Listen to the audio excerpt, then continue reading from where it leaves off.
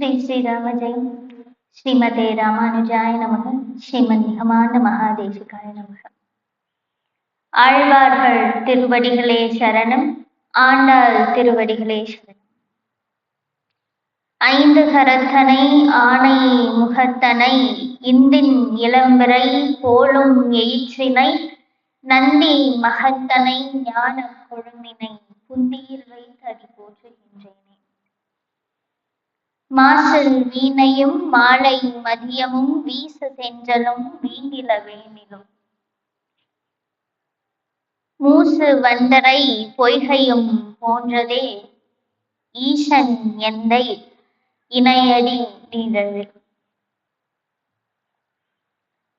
திருவளர் சுடருருவே சிவைகரம் அமருருவே அருமறை புகழுறவே அரவர்கள் தொழும் உருவே இரு தபும் ஒளியுருவே என நினை எனதெதிரே குருபுகன் முதன்மையிலே கொணர்தியுன் இறைவனையே.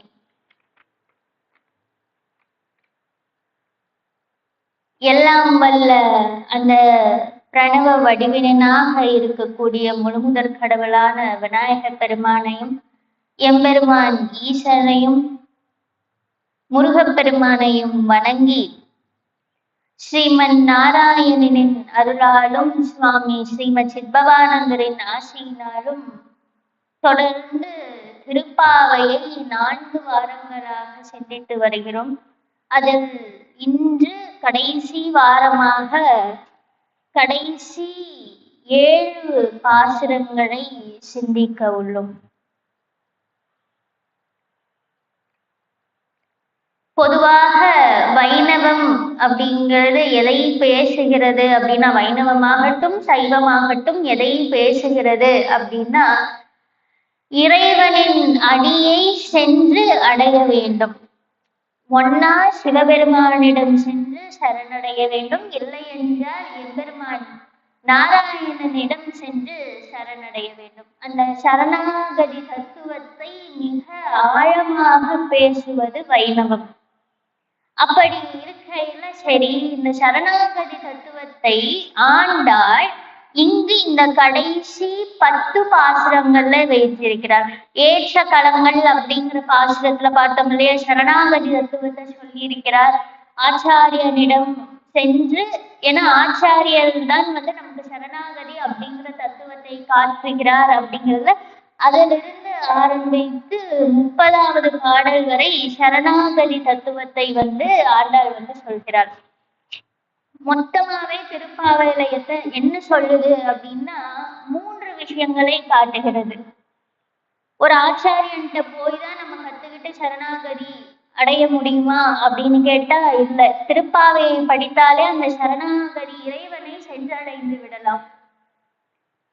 முதல் விஷயம் என்ன திருப்பாவை சொல்லுது அப்படின்னா, ஆண்டாள் எப்படி இறைவனை சென்று அடையலாம், அந்த சரணாகதி எப்படி நம்ம இறைவனின் அடியை சென்று அடையலாம் அப்படிங்கிறதுனா, முதல் 10 பாசுரத்துல எப்படி இறைவனை, அதாவது ஃபர்ஸ்ட் ஸ்டெப்ன்னு சொல்லுவோம்ல, இந்த ஃபர்ஸ்ட் ஸ்டெப் என்ன சொல்லுது அப்படின்னா, வாய் விட்டு இறைவனுடைய பேர் பாட வேண்டும், இறைவனுடைய நாம சங்கீர்த்தனங்களை கல்யாண குணங்களை பாட வேண்டும் அப்படிங்கிறத சொல்றா. அடுத்து 2வது விஷயம் என்ன அப்படின்னா, அந்த இறைவனுக்கு அர்ச்சனை செய்ய வேண்டும், மங்களாசாசனம் செய்ய வேண்டும் அப்படின்னு சொல்றா. வாயினால் பாடி மனத்தினால் சிந்திக்க அப்படிங்கிறத அந்த 10 பாசுரங்கள்ல சொல்றா. கடைசி 10 பாசுரங்களை டைரக்டா சரணாகதி தத்துவத்திற்கு நம்மளை அந்த முதல்ல இருந்து அந்த பேஸ்மெண்ட் போட்டு கடைசியில அந்த பில்டிங் வைக்கிற மாதிரி சரணாகதி தத்துவத்தை கடைசி 10 பாசுரத்துல சொல்றா. இந்த கடைசி 10 பாசுரத்துல இன்றைக்கு 24வது பாசுரத்திலிருந்து 30வது பாசுரம் வரை பார்க்க போகிறோம்.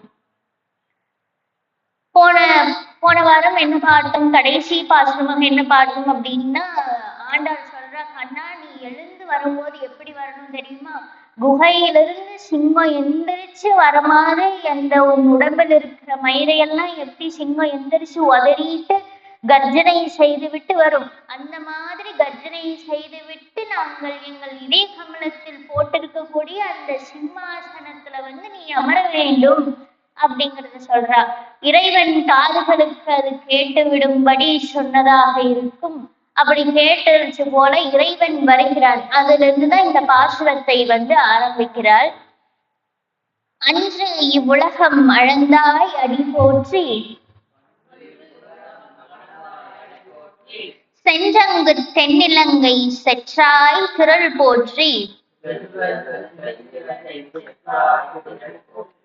பொன்ற சகடம் உதைத்தாய் புகழ் போற்றி, கன்று குணிலா எரிந்தாய் கழல் போற்றி,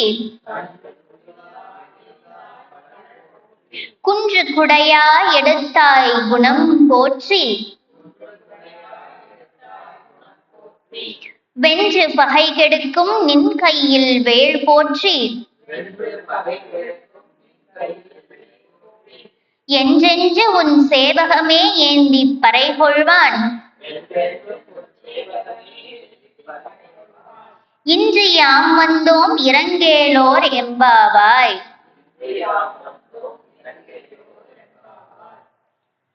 முதல்ல இருந்து இறைவனுடைய அந்த நாமங்களை எல்லாம் பாடி வருகிறார்களா, அந்த மாதிரி இந்த பாசுரத்துல அந்த முதல்ல ஓங்கி உலகழந்த உத்தமன் பேர் பாடின்னு ஒரு பாசுரத்துல பார்த்தோம் இல்லையா. சின்ன வாமனனாக மூவடிக்கு மண் கேட்டான் இல்லையா.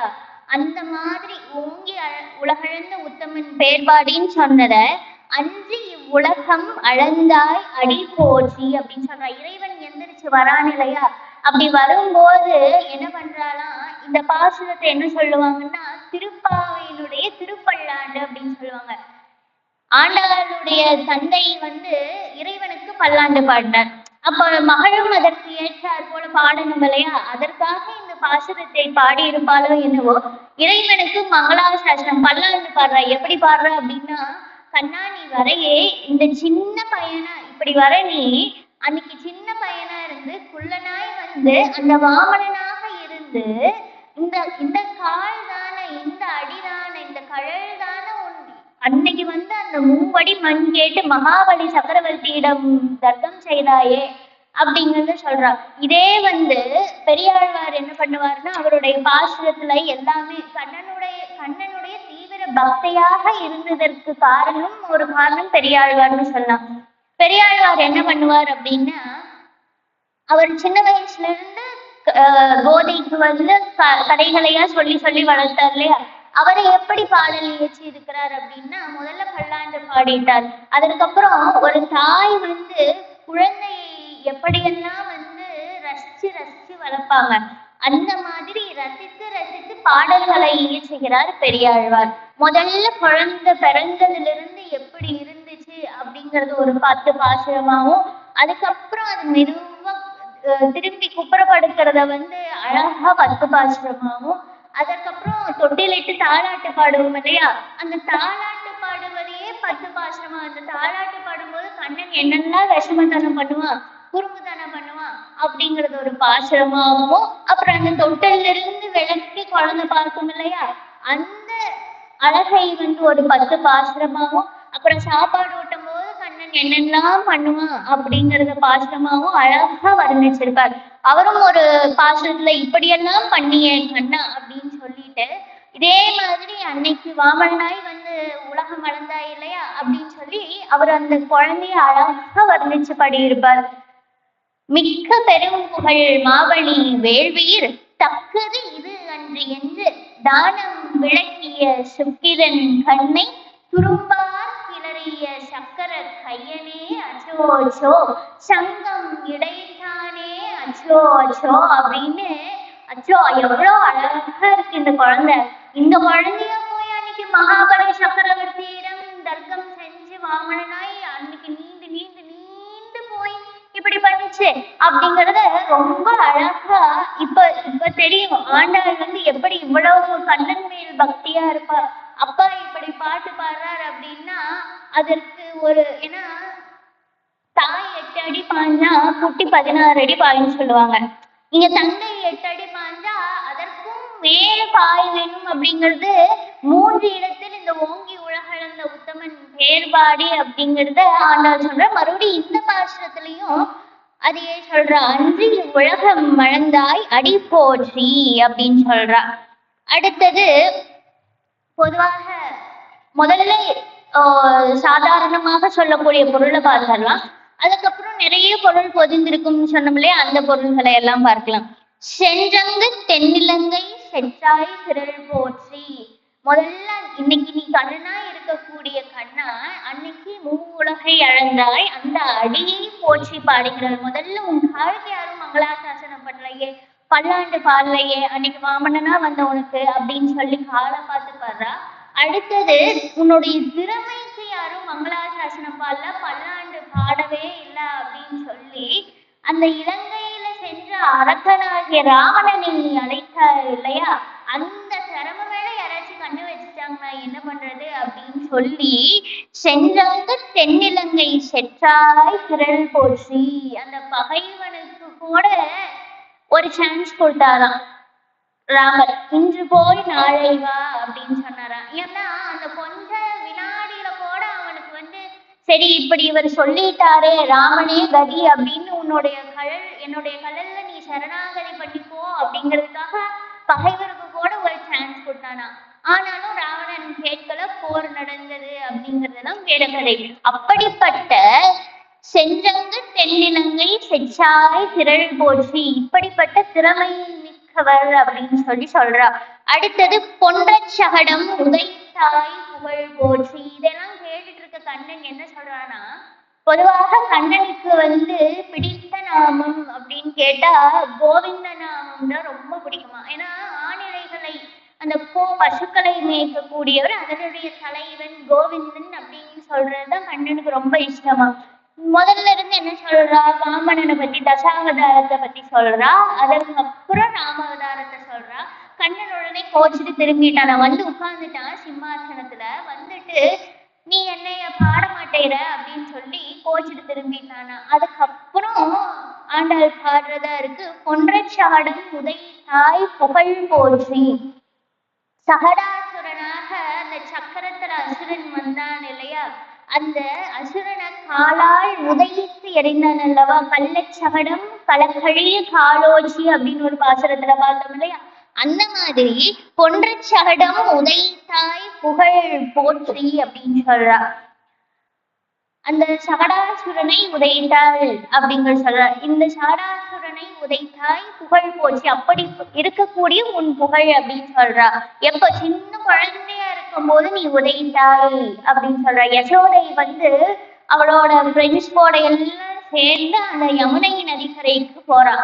போகும்போது குழந்தை இருக்கே, நல்லா சாப்பிட்டு தூங்கிட்டு இருக்கு. இந்த குழந்தைய எங்க படுக்க வைக்கலாம் அப்படின்னு பார்க்கும்போது மாடு வண்டி கட்டி வச்சிருக்காங்க. வண்டிக்கு அடியில வச்சிடலாம், குழந்தை தூங்கிட்டு தான் இருக்கு அப்படின்னு சொல்லி வண்டிக்கு அடியில வச்சிடலான்னு போகும்போது, ஆனா கிருஷ்ணனுக்கு என்ன தெரிஞ்சிருச்சு, அங்க சகடாசுரனாக அந்த அரக்கன் இருக்கிறான். கம்சன் ஒவ்வொரு அரக்கனையும் அனுப்பும்போது சகடாசுரனாக அந்த அரக்கன் இருக்கிறான் அப்படிங்கறது தெரிஞ்சுட்டு குழந்தை கால் கையை அசைக்கிற மாதிரி அந்த கிருஷ்ண கண்ணபெருமான் காலை உதைச்சாராம். உதைக்கும் போது அந்த சகடாசுரன் அப்படிங்கிற அசுரன் வீழ்ந்து விட்டான். அப்போ குழந்தை எல்லாரும் ஓடி வராங்க, என்னாச்சு இவ்வளவு பெரிய சத்தம் கேக்குதே அப்படின்னு வரும்போது கண்ணபெருமான் குழந்தை இல்லையா, குழந்தையாக அழகா சிரித்துட்டு அப்படியே விளையாண்டு கொண்டிருக்கிறாராம். அப்படி கண்ணனாக இருந்து அப்படி இருக்கக்கூடிய உன் புகழ் அப்படின்னு சொல்லி சொல்றா. அடுத்தது கன்று குணிலாய் எரிந்தாய் கழல் போற்றி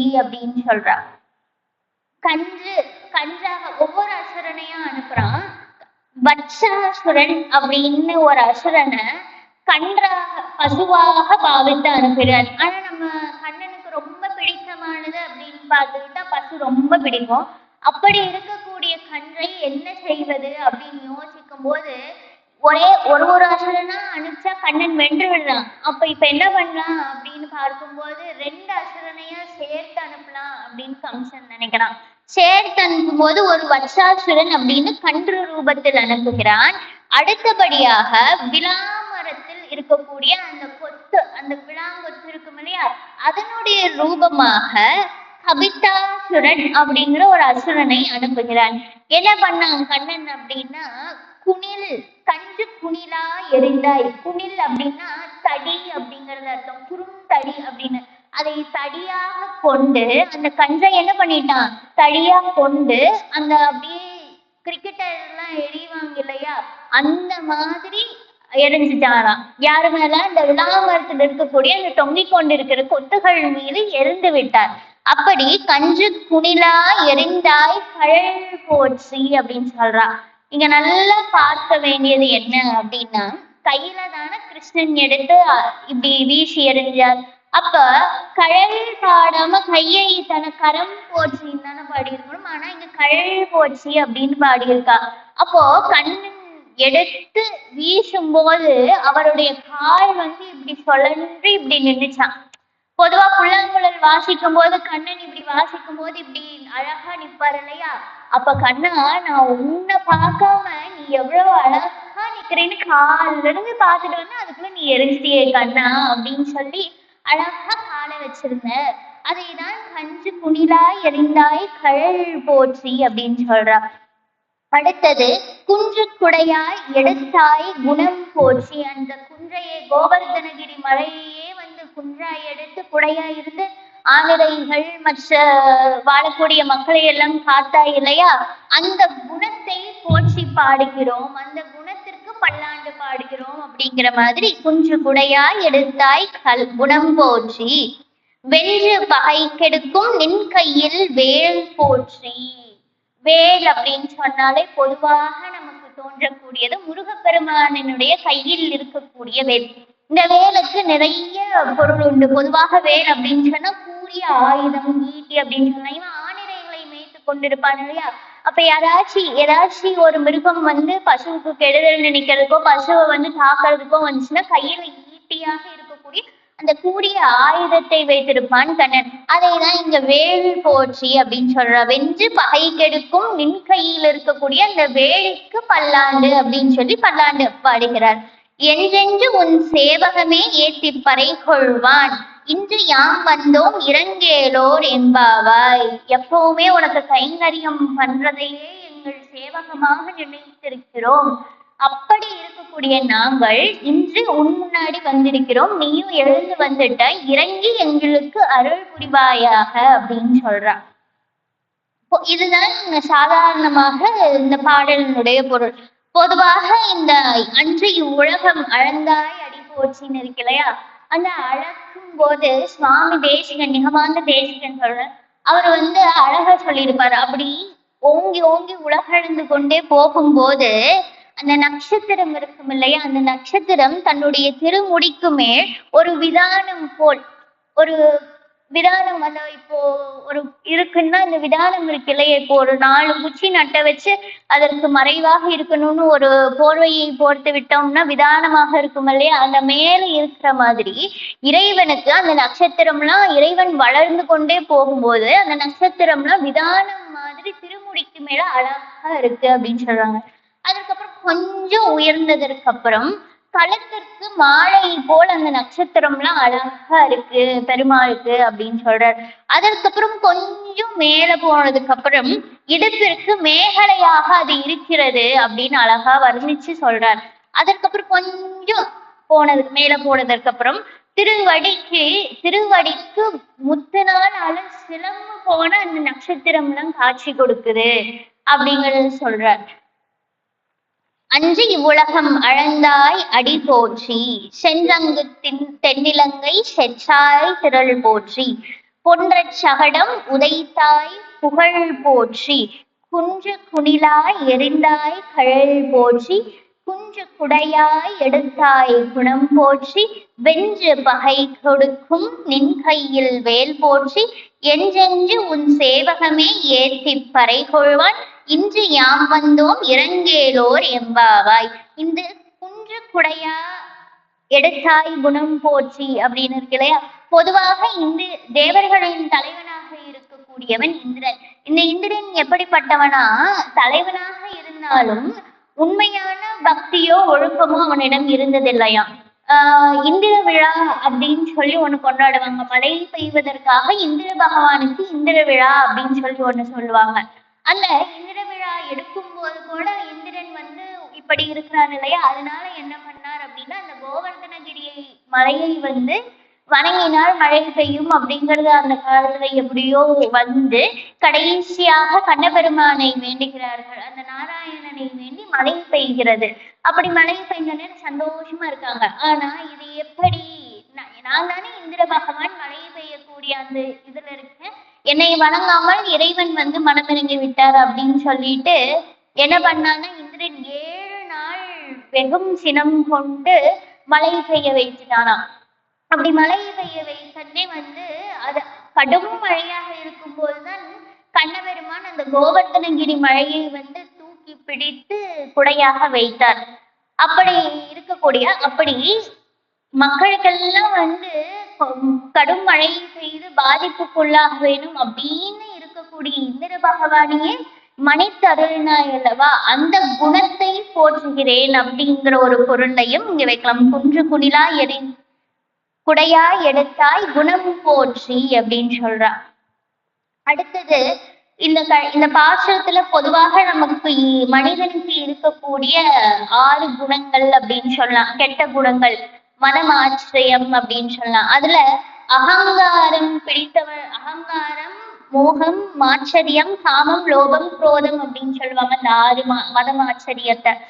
அதற்கு ஒரு எடுத்துக்காட்டாக இந்த 6 மதமாச்சரியமும் விட்டா மட்டும்தான் நம்ம இறைவனிடம் சரணாகதி அடைய முடியும் அப்படிங்கிற ஒரு தத்துவத்தையும் சொல்வதாக, அகங்காரமாக மகாபலி சக்கரவர்த்தி இந்த உலகத்துல என்னை வெல்வதற்கு யாருமே கிடையாது, இந்த உலகமே என்னுடையது அப்படின்னு நினைத்து கொண்டிருந்தான் இல்லையா, அப்படி அகங்காரத்திற்கு எடுத்துக்காட்டாக மகாபலி சக்கரவர்த்தியும், அந்த மோகத்துக்கு எடுத்துக்காட்டாக சகடாசுரனையும், மாச்சரியத்திற்கு எடுத்துக்காட்டாக கபிதாசுரனையும், காமத்திற்கு எடுத்துக்காட்டாக ராவணனையும், லோபத்திற்கு எடுத்துக்காட்டாக வச்சாசுரனையும், குரோதத்திற்கு எடுத்துக்காட்டாக இந்திரனையும் சொல்லி இருக்கிறாள் ஆண்டாள்.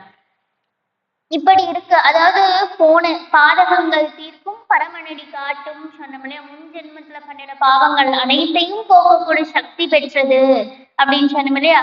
அப்படி முன் ஜென்மத்தில் பண்ணின பாவத்தின் பலனாகத்தான் வந்து இன்று வந்து அந்த சகடாசுரனாக வந்து அசுரன் வந்திருக்கிறான். அவன் போன ஜென்மத்துல ஒரு பிறவி எடுத்து என்ன பண்ணான் அப்படின்னு கேட்டா, அந்த பிறவியில முனிவர்களுக்கெல்லாம் ரொம்ப துன்புறுத்தி கொண்டிருந்தானா. துன்புறுத்தி முனிவர்களுடைய காட்டில் இருக்கக்கூடிய அந்த மரம், செடி, கொடிகளை எல்லாம் வெட்டி கொண்டிருந்தானா. அப்படி வெட்டினதுனால ஒரு முனிவர் வந்து கோபப்பட்டு சாபம் கொடுத்ததுனால கண்ணனுடைய காலில்தான் உன்னுடைய விமோசனம் இருக்கு அப்படின்னு சொல்லிட்டாராம். அதனாலதான் வந்து இந்த ஜென்மத்துல வந்து சகடாசுரன் அப்படிங்கிற ஒரு அசுரனாக வந்து அவனுடைய காலால் கண்ணன் எட்டி உதைத்த உடனே அவனுக்கு சாப விமோசனம் பெற்று விட்டான், அவனுடைய காலிலேயே சரணாகதி ஆயிட்டான் அப்படிங்கிறதையும் இங்க சொல்லுவாங்க. அதுதான் இந்த பாசுரம். அடுத்த பாசுரம் எப்படி வந்து கண்ணன் வந்து வளர்க்கப்பட்டான் அப்படிங்கறது எல்லாம் வந்து சொல்றார்கள். சொல்லிட்டே வராங்க. ஒருத்தி மகனாய் பிறந்து ஓரிரவில், ஒருத்தி மகனாய் ஒழித்து வளர, தரிக்கிலனாகி தான் தீங்கு நினைந்த கருத்தை பிழைப்பித்து கஞ்சன் வயிற்றில் நெருப்பென்ன நெஞ்ச நெடுமாளே, உன்னை அறுப்பித்து வந்தோம்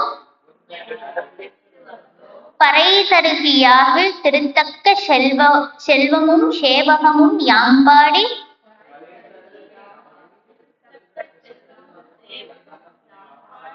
வருத்தமும் தீர்ந்து மகிழ்ந்தேலோர் எம்பாவாய்.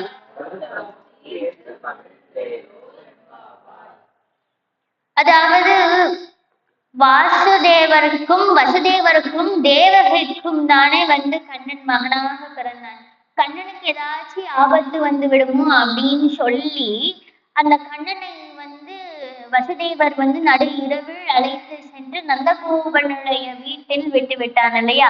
அதைத்தான் வந்து இங்க ஒருத்தி மகனாய் பிறந்து ஓரிரவில் ஒருத்தி மகனாய் ஒழித்து வளர அப்படின்னு சொல்றா.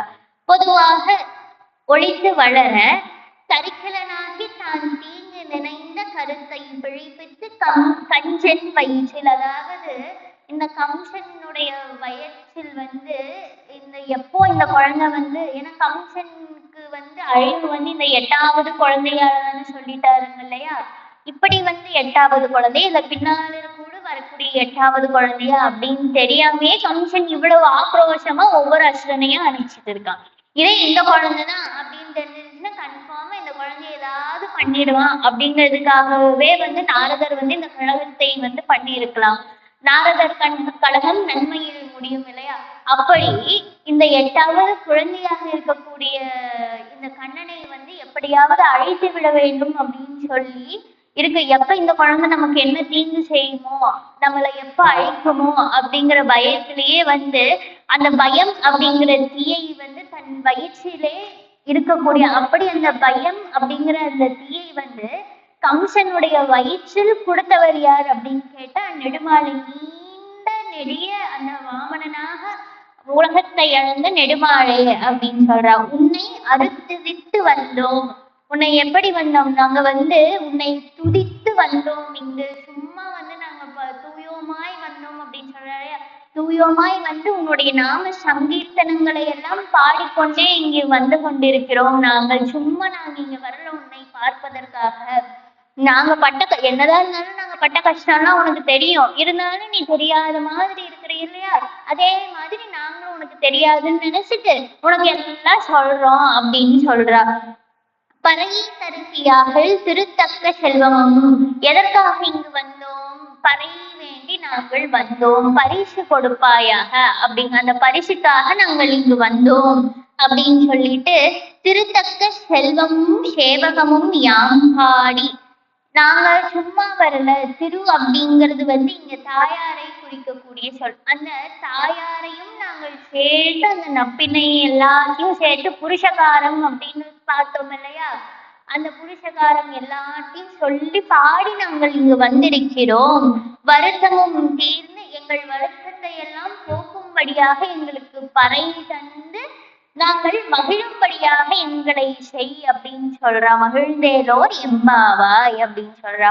பொதுவாக இங்க ஒருத்தி மகனாய் பிறந்து அப்படின்னு சொல்றாரு. ஒருத்தி மகனாய் பிறந்து அப்படி அந்த ஒருத்தி அப்படிங்கிறதுக்கு என்ன அர்த்தம் அப்படின்னா இன்னொருத்தி மகனாய் பிறந்து இன்னொருத்தி மகனாய் வந்து இல்ல ஒருத்தி இன்னொருத்தின்னு சொல்லியிருக்கலாம்ல. இந்த ஒருத்தி அப்படின்னு சொல்றதுக்கு காரணம் என்ன அப்படின்னா, பொதுவாக இந்த தேவகி வசுதேவர் வந்து முன் ஜென்மத்துல வந்து இறைவனிடம் வரம் பெற்றிருப்பார்.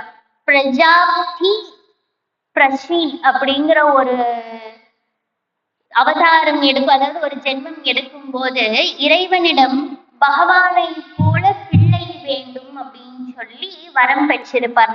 தேகி தேகி தேகி அப்படிங்கிற அந்த ஒரு வரத்தை வந்து பெற்றிருப்பார். அப்படி பெறும்போது இறைவனை பிள்ளையாக வந்து பிறப்பார்.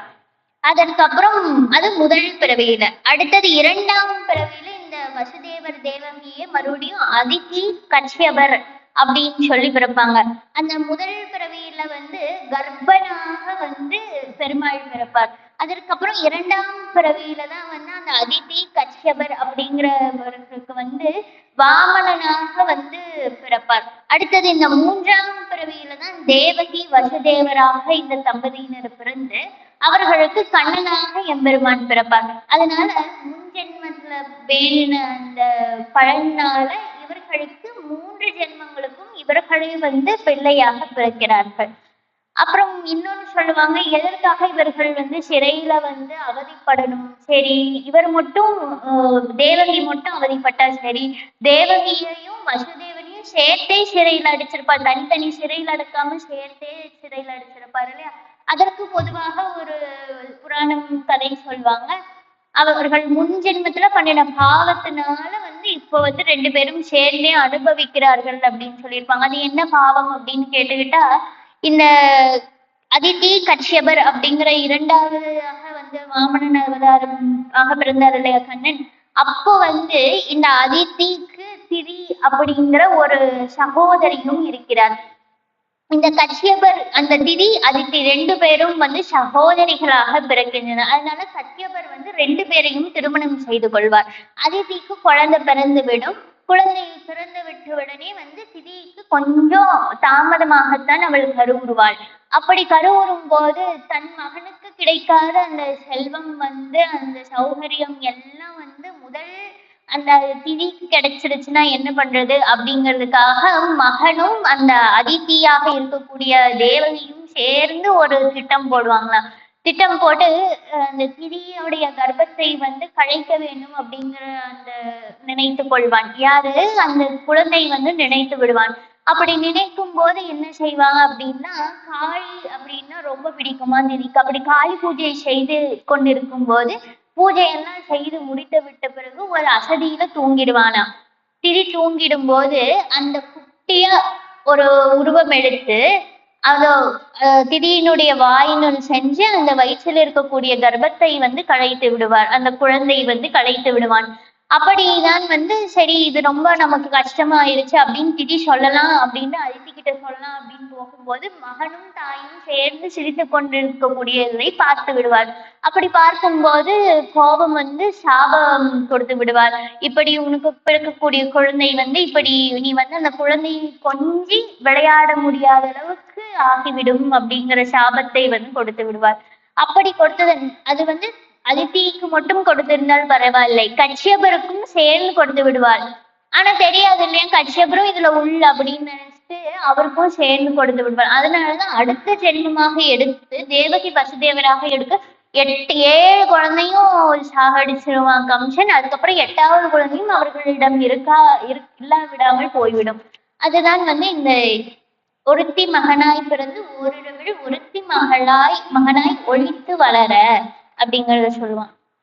ஒருத்தி மகனாய் பிறந்து ஓரிரவில் ஒருத்தி மகனாய் ஒழித்து வளர கரிக்கிலனாகி தான் தீங்கு நினைத்த கருத்தை பிழைப்பித்த கஞ்சன் வயிற்றில் நெருப்பென்ன நின்ற நெடுமாளே உன்னை அறுத்தித்து வந்தோம் பறை தருக்கியாக திருத்தக்க செல்வமும் சேவகமும் யாம்பாடி வருத்தமும் தீர்ந்து மகிழ்ந்தேலோர் எம்பாவாய் அப்படின்னு சொல்லுவாங்க. அதாவது நீ எங்களுக்கு அருள் புரிய வேண்டும். ஏன் அப்படின்னா நாங்கள் தான் நீயே நாங்கள் அப்படிங்கிற ஒரு ஸ்டேஜுக்கு நாங்க வந்துட்டோம். அதனால நீ எங்களுக்கு அருள் புரிய வேண்டும் அப்படின்னு எங்களை பக்குவப்படுத்தி கொண்டுதான் நாங்கள் எல்லாரும் உன் முன்னாடி நிக்கிறோம். அதனால நீ எங்களுக்கு பறை தர வேண்டும் அப்படின்னு சொல்லி பாடுவாங்க. அடுத்த பாடல் மாலைய மணிவண்ணா மார்கழி நீராடுவான் மேலையார் செய்வனகள் வேண்டுவன கேட்டியேல் ஞானத்தை எல்லாம் நடுங்கு முரள்வன பாலன்ன வண்ணத்துள் பாண்டிய சன்னியமே போழ்வன சங்கங்கள் பொய்ப்பாடுடையனவே சால பெரும் பறையே பல்லான் திசை போரே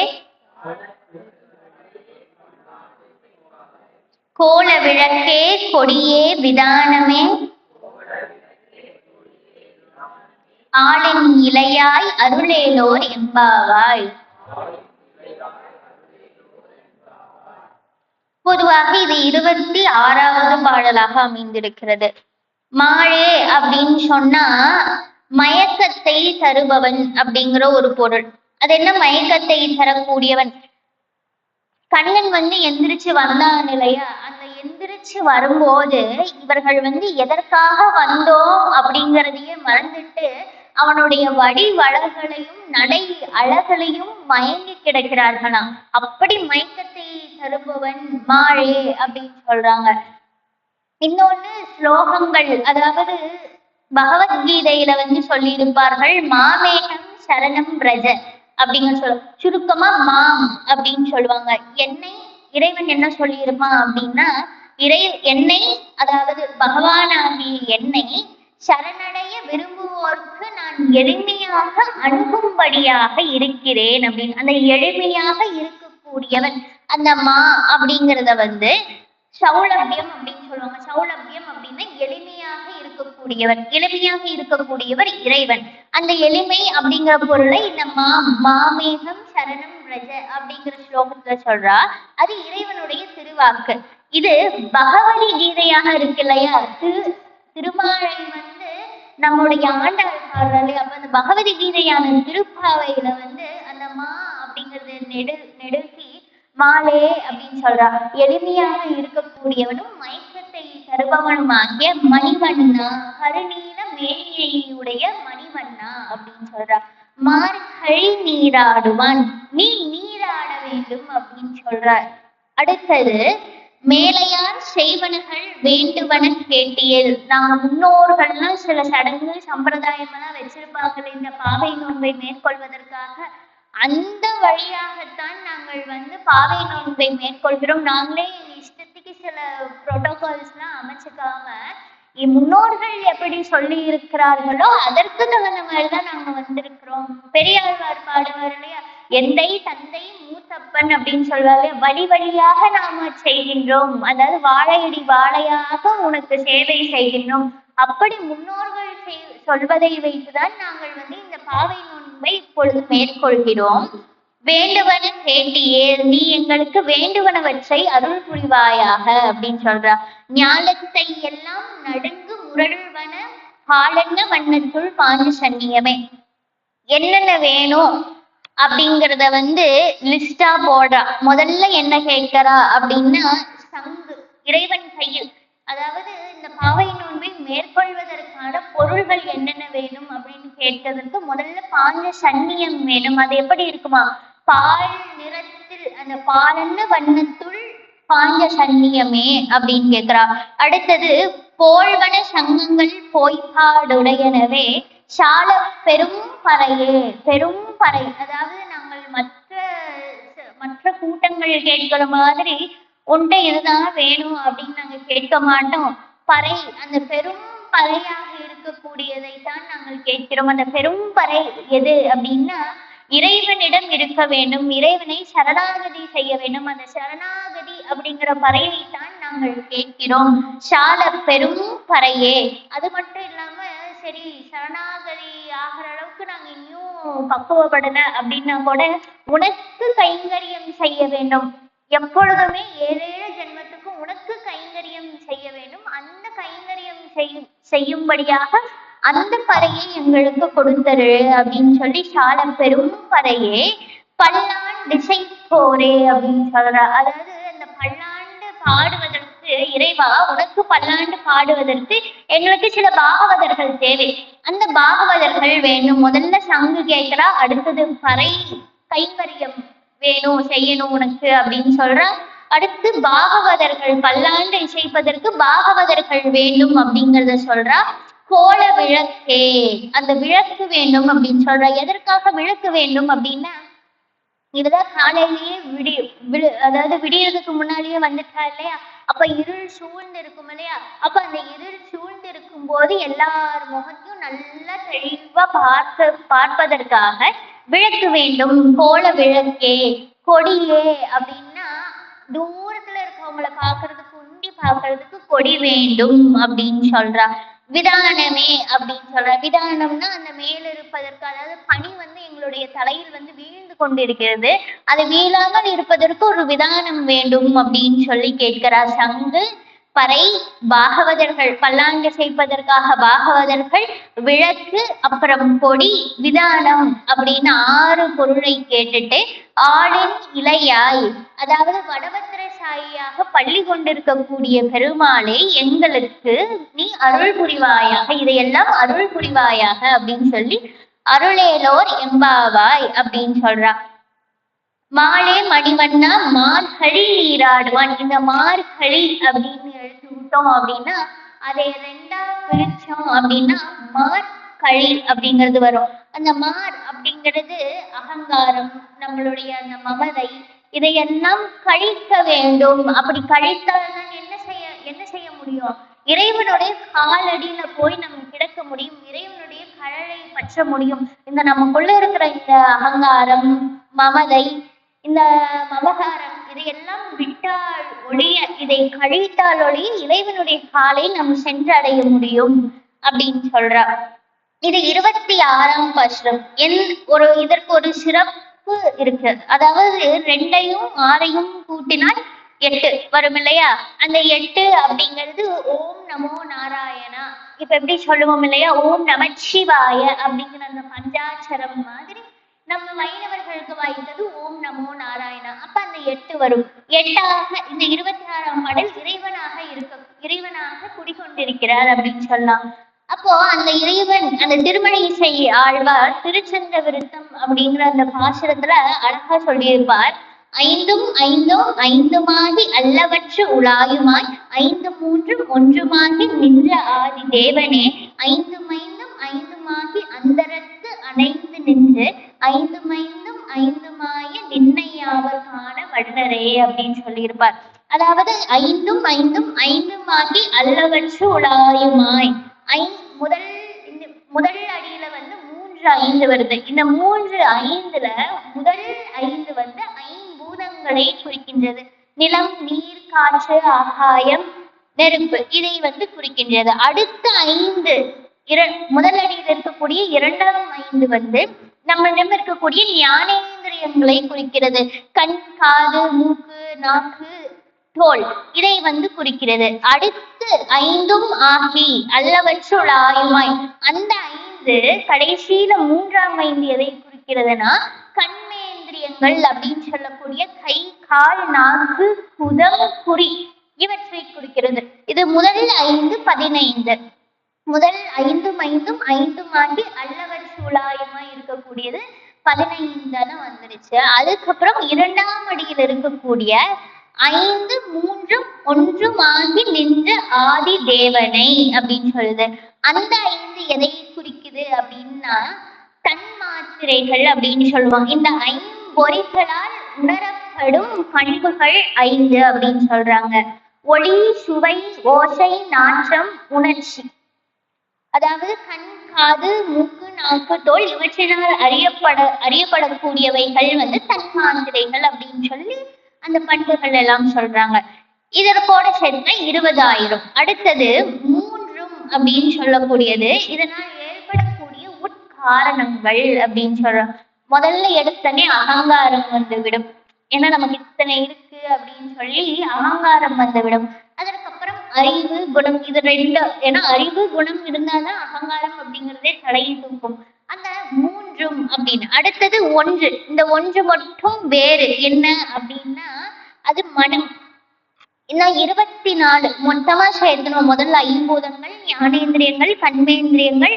அடுத்தது 2ஆம் அடியில் இருக்கக்கூடிய 5 அதை வந்து சூட்சம பூதங்கள் அப்படின்னு சொல்லுவாங்க. அந்த சூட்சம பூதங்கள், அதுக்கப்புறம் உட்காரணங்களாக உணரப்படும் அந்த 3, அதற்கப்புறம் மனமாக இருக்கக்கூடியது, எல்லாவற்றுக்கும் காரணமாக இருக்கக்கூடியது அந்த மனம். அந்த மனம் சொல்லி 24 தத்துவங்கள். அதற்கப்புறம் இதெல்லாம் எதற்குள்ளே இருக்கிறது அப்படின்னு கேட்டா நமக்குள்ள ஜீவாத்மாவாக இருக்கக்கூடிய நம்முள்ளே இது 24. அப்ப நம்மளையும் சேர்த்த 25ஆக ஆகிவிடும். 24 நம்மளையும் சேர்த்து ஜீவாத்மாவையும் சேர்த்து 25ஆக ஆகிவிடும். 26 அப்படின்னு இது எல்லாம் கடந்தால்தான் யார் தெரிவார் நமக்கு? அந்த பையன் துயின்ற பரமன் அடிபாடி அப்படின்னு சொல்லுவா இல்லையா? ஆனா பரந்தாமன் இருக்கிறார். நம்மளுக்கு எல்லாவற்றிற்கும் மேலாக இருக்கக்கூடியவர் அந்த பரந்தாமன். அதற்குத்தான் 26. அதுதான் இந்த 26 இப்படியும் சொல்லலாம். இல்ல பரமாத்மா 26ஆம் பாடல் 26ஆக இருக்கக்கூடிய பரமாத்மாவையும் சொல்ல. இந்த 2 6 சேர்த்து 8ஆக இருக்கக்கூடிய அந்த ஓம் நமோ நாராயண 2 பேரும் ஒன்னேதான்.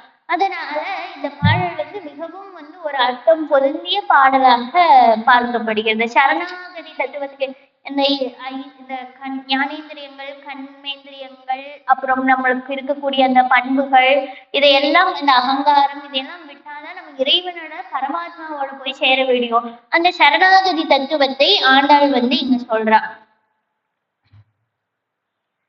மேலையார் செய்வனகள் வேண்டுவன கேட்டியேல் அப்படின்னு சொல்லி பாலந்த வண்ணத்துள் பாஞ்ச சன்னியமே அப்படின்னு சொல்றா.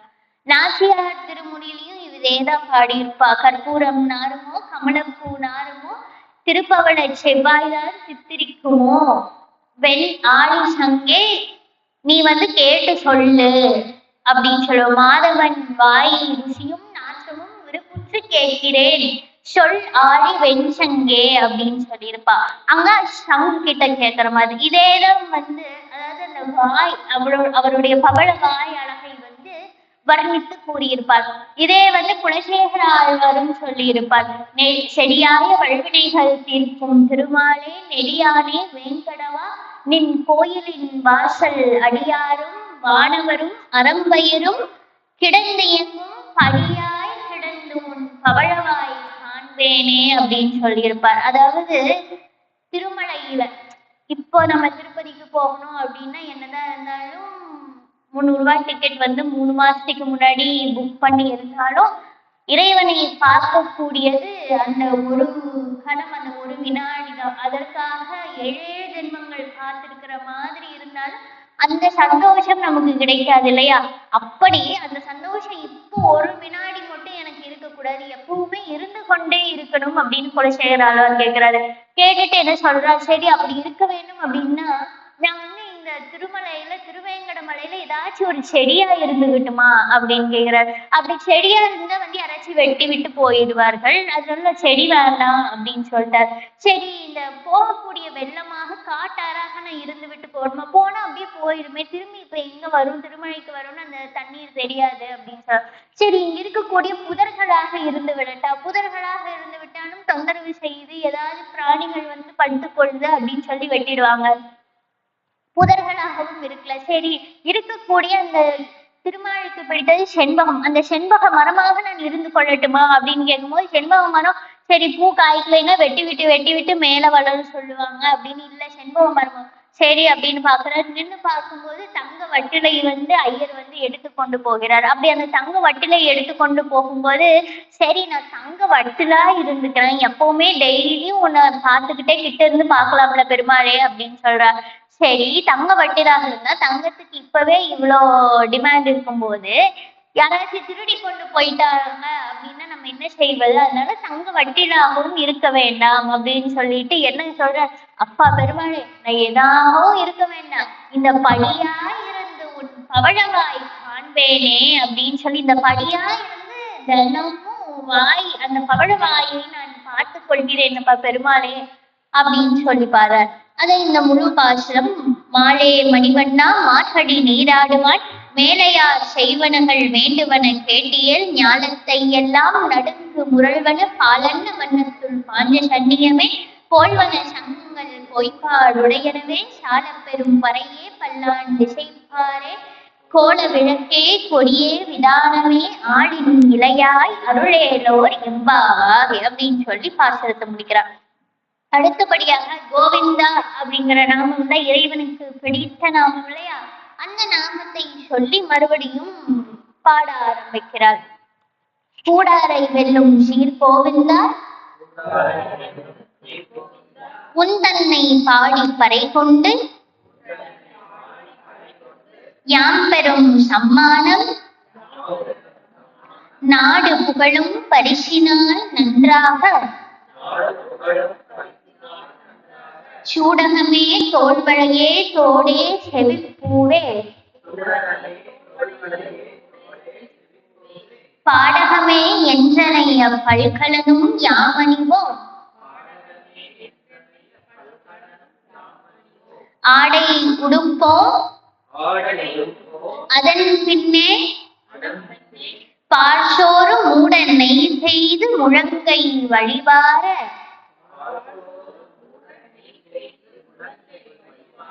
கூடியிருந்து குழந்தைகளோர் எம்பாவாய். கண்ணன் வந்து கேட்கிறானா, சரி என்னென்னலாம் இந்த பாவை நோன்பு மேற்கொள்வதற்காக என்னென்னலாம் வந்து வேணும் அப்படிங்கிறத வந்து கேட்டுட்டீங்க, உங்களுக்கு எதுவும் வேண்டாமா அப்படின்னு கேட்கிறான். கண்ணா அப்படி எல்லாம் இல்லை, எங்களுக்கு வேணும், அதற்காக தானே நாங்க பாவை நோன்பை மேற்கொண்டிருக்கிறோம் அப்படின்னு சொல்லிட்டு 27வது பாசுரத்தை ஆரம்பிக்கிற. இது இன்றைக்கான பாசுரம். என்ன சொல்றா அப்படின்னா, கூடாரை வெல்லும் சீர் கோவிந்தா அப்படின்னு சொல்றா. கூடாரை அப்படின்னா பகைவரை தோற்கக்கூடிய வல்லமை பெற்றவன் கோவிந்தன். பகைவர்களிடம் தோற்கக்கூடியவன் மட்டும் இல்ல, பகைவர்களை வெற்றி கூடியவன் மட்டும் இல்ல, என்ன செய்யறான் அப்படின்னா அன்பானவர்களிடம் எப்படி இருக்கிறான் கண்ணன், தோற்று போய் விடுகிறானாம். அன்பாக அடியவர்கள் யாராவது அவன் மேல அன்பா இருந்து பெருமாளே அப்படின்னு சொல்லி அவனை உருகி பாடிட்டோம் அப்படின்னா அவன் தோற்று போய் விடுகிறான், அன்பிற்கு தோற்று போய் விடுகிறான் அப்படின்னு சொல்றான். பகைவரை தோற்கடிக்க கூடியவர் மட்டும் இல்ல, அவர் யாருகிட்ட தோற்று போறான், நம்மளை மாதிரி அன்பாக இருக்கக்கூடிய அடியவர்களிடம் தோற்று போகக்கூடிய கோவிந்தா, கூடாரை வெல்லும் சீர் கோவிந்தா, உந்தனை ஆடி பறை கொண்டு யாம் பெறும் சம்மானம். நாங்கள் சன்மானம் பெற போகிறோம். எதையெல்லாம் சன்மானமாக பெற போகிறோம் அப்படின்னா அதை நீ சும்மா இப்பவே எங்களுக்கு கொடுத்துடாத, நாடு புகழும் பரிசினால் நன்றாக இந்த ஊரே பார்க்கிற மாதிரி நீ எங்களுக்கு கொடுக்கணும். இந்த இறைவன்கிட்ட வேணும், நாங்க பாவை நோன்பு மேற்கொண்டு அதனால இறைவன் எங்களுக்கு இதெல்லாம் தன்னா அப்படிங்கிறது இந்த ஊரே பார்த்து மெச்ச வேண்டும் அப்படிங்கிற மாதிரி நீ எங்களுக்கு அந்த பரிசையெல்லாம் கொடு. இப்ப நாங்க கேட்டவங்களுக்காக கொடுத்தது ஊரே பாக்குற மாதிரி நாடு புகழும் பரிசினால் நன்றாக அப்படின்னு சொல்றாங்க. என்னென்ன பரிசு கேட்கிறா அப்படின்னா அணிகலன்களாக கேட்கிறா. சூடகமே அப்படின்னு, சூடகம் அப்படின்னா கையில் அணியக்கூடிய அந்த ஆபரணத்தை கேட்கிறார். சூடகமே தோள்வளையே அப்படின்னு இருக்கிறார். அதாவது பெண்கள் தோளில் அணியக்கூடியது, பெண்களும் அணிவர்கள் ஆண்களும் அணிவர்கள். பெண்கள் அணியக்கூடியது இந்த வங்கி இருக்கு இல்லையா, அந்த வங்கியை கேட்கிறார். சூடகமே தோள்வளையே, தோடே காதுல போடக்கூடிய அந்த தோடு வேண்டும் அப்படின்னு சொல்றேன். ஏன்னா நிறைய டிசைன் மாறிட்டே இருக்கு இல்லையா, அதனால நீ எந்த டிசைன் எடுக்கிறதுன்னு கன்ஃபியூஸ் ஆயிக்காத பெருமாளே, தோடாக இருந்தால் போதும், ஒரு சின்ன தோடு போதும். தோடே செவிப்பூவே அப்படின்னு சொல்ற. செவிப்பூவே அப்படின்னா சின்ன தோடு போதும்னு கேட்டு நீ சந்தோஷப்பட்டுக்க வேணாம் கண்ணா, எனக்கு இங்க செவிக்கு போற எல்லாம் இந்த செவிப்பூவே அப்படின்னா இங்க முழுவதுமாக மாட்டக்கூடிய அந்த செவிப்பூவும் வேண்டும் அப்படின்னு சொல்றா. சூடகமே தோள்வளையே, தோடே செவிப்பூவே, பாடகமே என்றனைய பல்கலனும் யாம் அணிவோம். பாடகம் அப்படின்னா காலில் அணியக்கூடியது பாடலம் அப்படின்னு சொல்லுவாங்களாம். அந்த பாடகமே சரி போதுமா, 4 பொருள் கேட்டிருக்க, 5 பொருள் கேட்டிருக்க. சூடகமே தோள்வளையே, தோடே செவிப்பூவே, பாடகமே, இது 5 பொருள் போதுமா அப்படின்னு கேட்டா அதோட நிறுத்திடல. பாடகமே என்றனைய பல்கலனும் யாம் அணிவோம், பலவிதமான ஆபரணங்களையும் நாங்கள் அணிவோம் அப்படின்னு சொல்லி கேட்டிருக்கா. அடுத்தது ஆடை உடுப்போம், அழகா ஆடை உடுத்து, அதுவும் நான் எனக்காக உடுக்கல கண்ணா, நீ என்னை பார்த்து யார் என்ன பொண்ணு இவ்வளவு அழகா இருக்க அப்படின்னு நீ என்ன ரசிக்கிறதுக்காக தான் கண்ணா நான் இத்தனை கேட்டுக்கிறேன் அப்படின்னு சொல்லி ஆடை உடுப்போம். அதன் பின்னே பாஷோரு மூடன் நெய் செய்து முழங்கை வழிவார கூடியிருந்து குளிர்ந்தேலோர் எம்பாவாய் அப்படின்னு சொல்றா. இத்தனை நாளா நெய்யுண்ணோம் பாலுண்ணோம் அப்படின்னு சொன்னா இல்லையா, இப்பதான் நாங்க பறை கொண்டு வந்துட்டோம் இல்லையா, நாங்க சந்தோஷமா இருக்க போறோம் இல்லையா, அதனால பாஷோரு அப்படின்னு சொல்றா. மூட நெய் செய்து முழங்கை வழிவார, அந்த நெய் நிறைய ஊத்தி முழங்கை வரையும் வழிய வேண்டும் அப்படின்னு சொல்றா. சிலர்லாம் நெய் ஊத்தி வாய் கொஞ்சம் பிசு பிசுன்னு இருக்குமே, அத்தனை நெய் ஊத்துறான் அப்படின்னு கேட்கும்போது இவள் இந்த இதைய யார்கிட்ட இருந்து எடுத்தா அப்படின்னா தந்தையாகி பெரியாழ்வாரிடம் எடுத்தார். பெரியாழ்வாரும் இதேதான் பாடியிருப்பார். நெய்யடை நல்லதோர் சோறும் நியதமும் அந்தாணி சேவகமும் கையடை காயும் கழுத்துக்கு பூனொடு காதுக்கு குண்டலமும் மெய்யிட நல்லதோர் சாந்தமும் தந்தெண்ணெய் வெள்ளுயிராக்க வல்ல பையுடையினாக பகை கொடியானுக்கு பல்லாண்டு கூறுவனே அப்படின்னு பாடியிருப்பார். அதாவது அவரும் என்ன சொல்லியிருப்பார், நெய்யடை சோறும் நல்லதோர் சோறும், அதாவது நெய்யை ஊற்றி சாப்பிடக்கூடிய அந்த சோறு அப்படின்னு சொல்லியிருப்பார். பொதுவாக நெய்யடை சோறும் பொதுவா என்ன சொல்லுவாங்க அப்படின்னா வேதத்தில் ஒரு பொருள் சொல்லியிருப்பா. இங்க பாற்றோரு மூடனை செய்து முழங்கை வழிவார, நாங்க சாப்பிட்டோம் உட்கொண்டோம் நீங்க சொல்லவே இல்லை, ஆண்டாள் சொல்லவே இல்லை. அப்ப அவர்கள் சாப்பிட்டார்களா அப்படின்னு கேட்டா சாப்பிடல. அதற்கு என்ன வேதத்தில் ஒண்ணு சொல்லுவார்கள், அகமண்ண அகமண்ண அகமண்ண அகமண்ணாதோ அகமண்ணாதா அப்படின்னு சொல்லுவாங்க. அதாவது பாலே கண்ணன், நெய்யே கண்ணன், சோரே கண்ணன், எல்லாமுமே கண்ணன். தின்னும் வெற்றிலையும் பருகும் நீரும் உண்ணும் சோறும் அந்த திருமாலே அப்படின்னு இருந்தா இல்லையா, அப்ப எல்லாமே கண்ணன். அதற்கு இந்த வேதத்திற்கு பொருள் என்ன அப்படின்னா, கண்ணனுக்கு நாங்கள் அன்னம், கண்ணனுக்கு நாங்கள் சாப்பாடு மாதிரி. அப்போ அவன் எங்களை சாப்பிடுகிறான். எங்களை சாப்பிடும் போது அவனுக்கு ரொம்ப சந்தோஷமா இருக்கும் இல்லையா. அவன் எங்களை உண்டு ஆனந்தப்படுவதை, அந்த ஆனந்தத்தை நாங்கள் சாப்பிடுகிறோம் அப்படின்னு சொல்லுவாங்க. பொதுவா கண்ணனுக்கு நாங்கள் அன்னமாக இருக்கிறோம். அப்படி அந்த அன்னமாக இருக்கக்கூடியது இந்த பாலே கண்ணன், நெய்யே கண்ணன், சோரே கண்ணன், எல்லாமே கண்ணன். நம்ம பால் சோறு மூட நெய் செய்து முழங்கை வழிவாரன்னு சொன்னே நாங்க எங்க விரதத்தை விட்டுட்டு நாங்க உடனே போய் நெய்யணும் பாலுணும் சொன்னதை அப்படியே புள்ள சுக்குநூறாக்கிட்டு நாங்க நெய் சோறு பால் சோறுலாம் சாப்பிடல. என்ன சொல்றா அந்த வேதம் பொருள் எடுத்து என்ன சொல்றா அப்படின்னா, நெய்யே கண்ணன், பாலே கண்ணன், சோரே கண்ணன், எல்லாமும் கண்ணன். அந்த கண்ணனுக்கு நாங்கள் அன்னம், நாங்கள் என்ன, எங்களை சாப்பிட்டு கண்ணன் எப்படி எங்களை பார்ப்பதனால நம்மளை பகவான் பாகவதர்களை பார்ப்பதனால ரொம்ப சந்தோஷப்படுவார் இல்லையா. அந்த மாதிரி எங்களை சாப்பிடுவதால் கண்ணன் சந்தோஷம் அடைகிறான். அவன் எங்களை உண்டு, அந்த சந்தோஷத்தை நாங்கள் உண்பதால் நாங்கள் சந்தோஷப்படுகிறோம் அப்படிங்கிற பொருள்ல தான் இங்க சொல்ற. அவனில் நாமும் நம்மில் அவனுமாக கலந்து கரைந்து இருக்கக்கூடிய அந்த நிலையை இங்க சொல்றான். இதேதான் பெரியாழ்வார் அவருடைய திருமொழியிலும் என்ன சொல்லியிருப்பார் அப்படின்னா, பொன்னை கொண்டு உரைகள் மீதே நிறம் எழ உரைத்தார் போல் உன்னை கொண்டு என் ஞாபகம் பால் மாற்றெஞ்சி உரைத்து கொண்டேன், உன்னை கொண்டு என்னுள் வைத்தேன், என்னையும் உன்னில் விட்டேன், என்னப்பா என்னரடிகேசா என்னுயிர் காவலனே அப்படின்னு சொல்லியிருப்பார். என்ன சொல்லியிருக்கார் அப்படின்னா, உன்னை கொண்டு என்னுள் வைத்தேன், என்னையும் உன்னில் இட்டேன். நான் என்னை உன்னில் இட்டுட்டேன், நீ எனக்குள்ள வந்துட்ட அப்படின்னு சொல்வார். பொதுவாக இந்த கோவர்தனகிரி மலையை பெயர்த்து எடுத்தார் இல்லையா, அப்ப கற்பனையாக மகாலட்சுமிக்கும் விஷ்ணுவிற்கும் விஷ்ணு பகவானுக்கும் ஏற்பட்ட உரையாடலாக என்ன சொல்லுவாங்க அப்படின்னா, மகாவிஷ்ணு சொல்லுவாரா, நான் பெரிய இந்த கோவர்தனகிரி மலையை பெயர்த்து எடுத்துட்டேன், நான் பெரியவன் அப்படின்னு சொல்லுவாராம். அப்போ இவர் லக்ஷ்மி என்ன சொல்வாரா, இவ்வளவு பெரிய மலையை பெயர்த்து எடுத்து விட்டீர்கள், யாருக்காக எடுத்தீர்கள் அப்படின்னு கேட்பாங்க.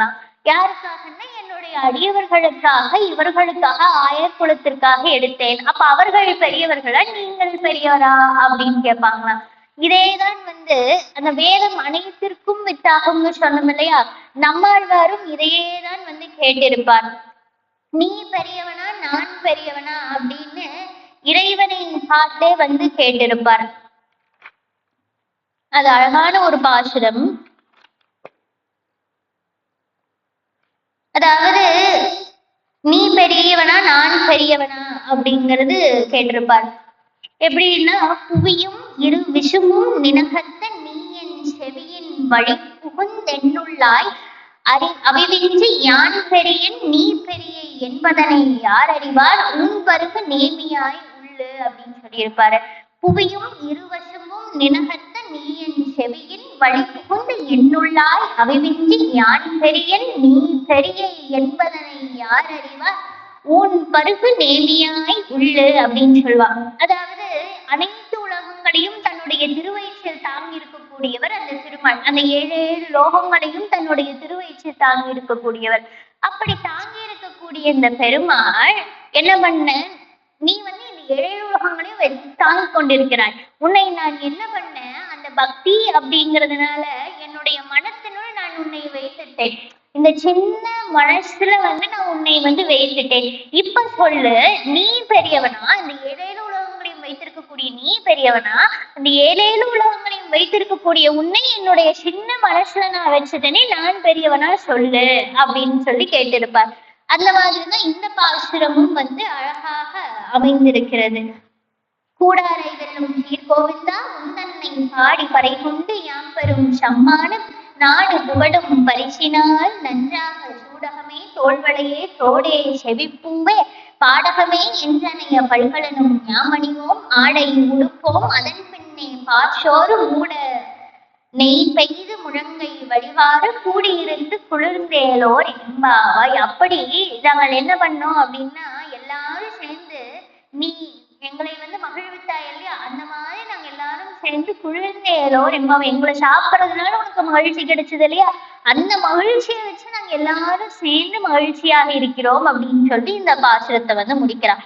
அடுத்தது அவர்களுடைய தன்மையை எடுத்து சொல்கிறார். என்ன அவர்களுடைய தன்மையை எடுத்து சொல்கிறார் அப்படின்னு பார்த்தா, அடுத்த பாசுரத்துல கறவைகள் பின் சென்று காணம் சேர்ந்தும்போம் அறிவொன்றும் இல்லாத ஆய்குழத்து உன் தன்மை பிறவி பெருந்தனை புண்ணியம் யாம் உடையோம் குறைவொன்றும் இல்லாத கோவிந்தா உன் தன்னோடு உறவேள் நமக்கு இங்கு ஒழிக்க ஒழியாது. அறியாத பிள்ளைகளோ அன்பினாள் உன் தன்னை சிறுபேர் அழைத்தனவும் சீறி அருளாதே. இறைவா நீ தாராய் கரையேலோர் எம்பாவாய். அதாவது நோக்கி இறைவனை நோக்கி போய்கொண்டிருக்கிறார். அதனாலதான் எந்த பாசுரத்திலும் கண்ணா பெருமாளே அப்படின்னு வேங்கடவா அப்படின்னு தான் சொல்லியிருப்பாரே தவிர்த்து இறைவா அப்படின்னு எங்கேயுமே சொல்லியிருக்க மாட்டான். இந்த பாசுரத்துல ஒரே ஒரு பாசுரம் இறைவா அப்படிங்கிறத சொல்றான். அதாவது இந்த பாசுரம் பார்த்தோம் அப்படின்னா அவர்களுடைய தன்மை, இறைவா நான் உன்னுடைய கிட்ட வந்துட்டோம் அப்படின்னு சொல்ற மாதிரி இந்த பாசுரத்தையும் முடிக்க போகணும், திருப்பாவையும் நான் முடிக்க போகிறேன், அதற்காக சீக்கிரம் ஆயத்தமான பணிகளை செய்து கொண்டிருக்கிறேன் அப்படிங்கிற மாதிரி இந்த அவர்களுடைய தன்மையை சொல்றான். கறவைகள் பின் சென்று காணம் சேர்ந்தின்போம். கறவைகள்னா ஆணிரைகளை மேய்த்து கொண்டு நாங்கள் எல்லாம் செல்லுவோம் கண்ணா. அப்ப அந்த காட்டுக்கு, அதுவும் நாங்க இப்படி போ அப்படின்னு மாடை சொல்ல மாட்டோம். மாடு எங்க புல் இருக்கு அப்படின்னு போய் அது சாப்பிடுதோ அது பின்னாடியே நாங்க போவோம். அப்புறம் நாங்க போய் ஒரு இடத்துல உட்காந்துப்போம், மாடு எங்கெல்லாம் புல் இருக்கு அப்படின்னு சொல்லி போய் மேய்ஞ்சிட்டு சாப்பிடும் கண்ணா. அப்படி இருக்கக்கூடிய அந்த மால்ல கானகம் சென்று நாங்க என்ன பண்ணுவோம், சாப்பாடை கட்டி கொண்டு போய் விடுவோம். கட்டி கொண்டு போயிட்டு அந்த மாடு மேயிற வரையும் என்ன பண்றதுன்னு தெரியாம சாப்பாடு சாப்பிட்டு அங்கேயே ஓய்வு எடுத்துட்டு இருப்போம் கண்ணா. கறவைகள் பின் சென்று காணம் சேர்ந்துன்போம் அறிவொன்றும் இல்லாத ஆய்குழத்து உன்தன்மை பிறவி பெருந்தன்னை புண்ணியம் யாம் உடையோம் அப்படின்னு சொல்றா. அதாவது இப்படி மாடை இப்படிதான் போ அப்படின்னு சொல்ற அளவுக்கு கூட எங்களுக்கு அறிவில்லை கண்ணா. அப்படி இருக்கக்கூடிய ஒன்றும் சிறு அறிவு கூட எங்களுக்கு இல்லாம இருக்கும் கண்ணா. அப்படி அறிவில்லாமல் இருக்கக்கூடிய இந்த ஆய்குலத்து நாங்க ஆயர்குலத்து பெண்களாகட்டும் தலைவர்களாகட்டும் என்ன பண்றோம் அப்படின்னா, நாங்க பெரிய புண்ணியம் செஞ்சுட்டதா உணர்றோம். ஏன்னா நீ இந்த அறிவில்லாத இந்த குலத்தில் நீ பிறந்து ஒளி விளக்காக திகழ்கிறாய் இல்ல கண்ணா, அதற்காக நாங்கள் பிறவி புண்ணியம் செய்திருக்கிறோம் அப்படின்னு சொல்லிட்டு, குறை ஒன்றும் இல்லாத கோவிந்தா நீ குறை ஒன்றும் வைக்கவில்லை, உன்னிடம் குறை எதுவும் இல்லை. ஆனால் அறிவில்லாமல் குறையோடு இருக்கக்கூடிய எங்களுடைய குலத்தில் நீ பிறந்து விட்டாயே கண்ணா கோவிந்தா.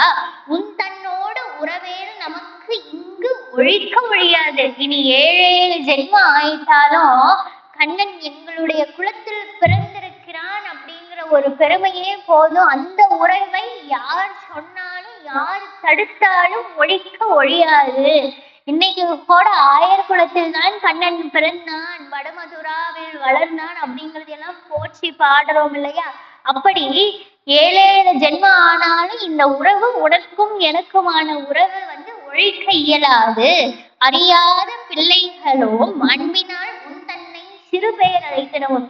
கண்ணா இப்ப நம்ம விளையாடிட்டு இருப்போம் இல்லையா, அந்த விளையாடி கொண்டிருக்கும் போது உனக்கு ஏதாச்சும் சிறு பேரை சொல்லி அழைத்திருந்தோம் அப்படின்னா அதுக்காக நீ எங்க மேல கோவப்பட்டு அப்படியே சீறி பாஞ்சிடாத கண்ணா. அதெல்லாம் சும்மா விளையாட்டுக்காக தான் சொல்லியிருப்பான், சும்மா சொல்லியிருப்பான், அது ஒன்னும் இல்லை அப்படிங்கிற மாதிரி சொல்லிட்டு சிறுபேர் அழைத்தனமும் சீறி அருளாதே இறைவா நீ தாராய் பறையேலோர் எம்பாவாய். இறைவா நீ எங்களுக்கான அந்த பரிசு பொருள்களை தா அப்படின்னு சொல்லலாம்.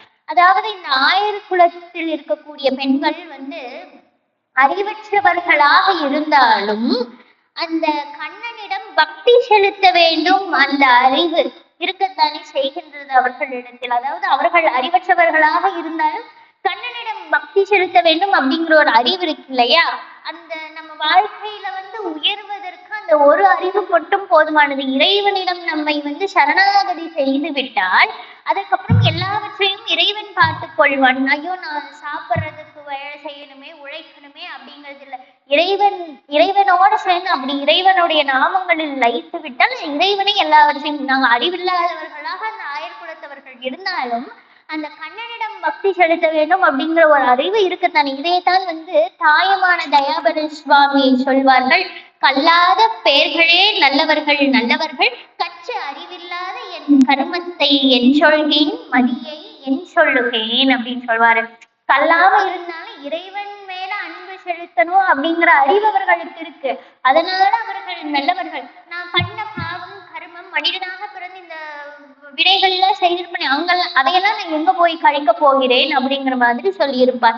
அதுதான் அதாவது அன்பினால் செய்த பிழை அப்படின்னு சொல்லுவோம் இல்லையா? அந்த மாதிரி அன்பினால் செய்த பிழை என்னவா? கண்ணன் மேல அன்பு வைத்ததுதான் அப்படிங்கறதுதான் இங்க சொல்றோம். அந்த மாதிரி அன்பு வைத்ததுனால நாங்க உன்னை சிறுபேர் அழைக்கணும்.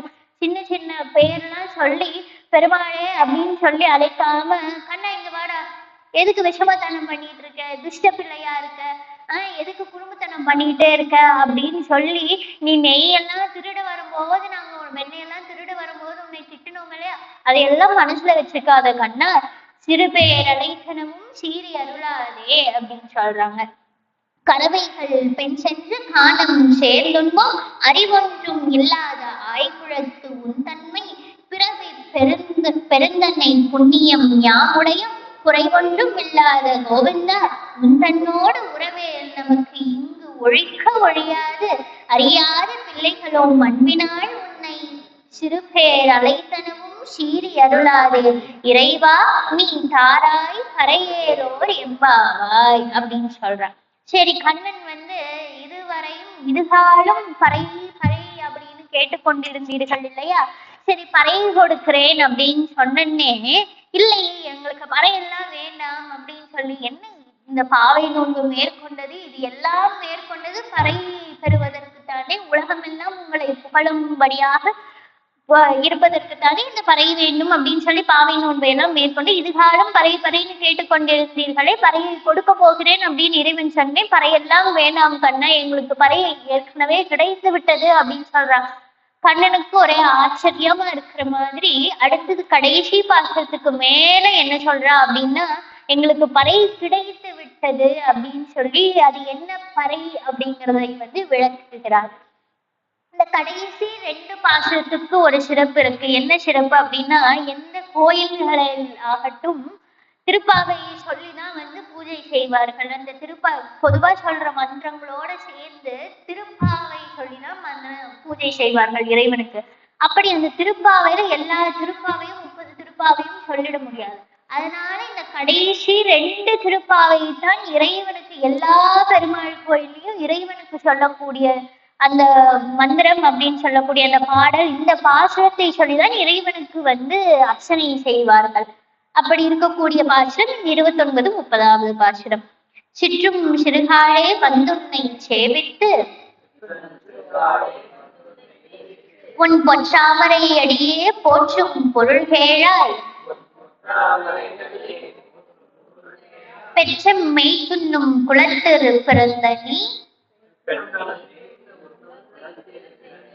குற்றேவல் எங்களை கொள்ளாமல் போகாது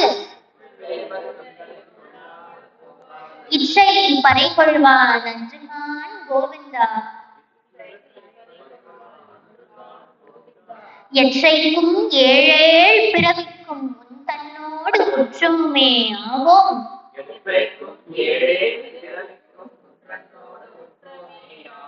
உனக்கே நாம் செய்வோம் மற்ற இனம் காமங்கள் மாற்றேலோர் எம்பாவாய்.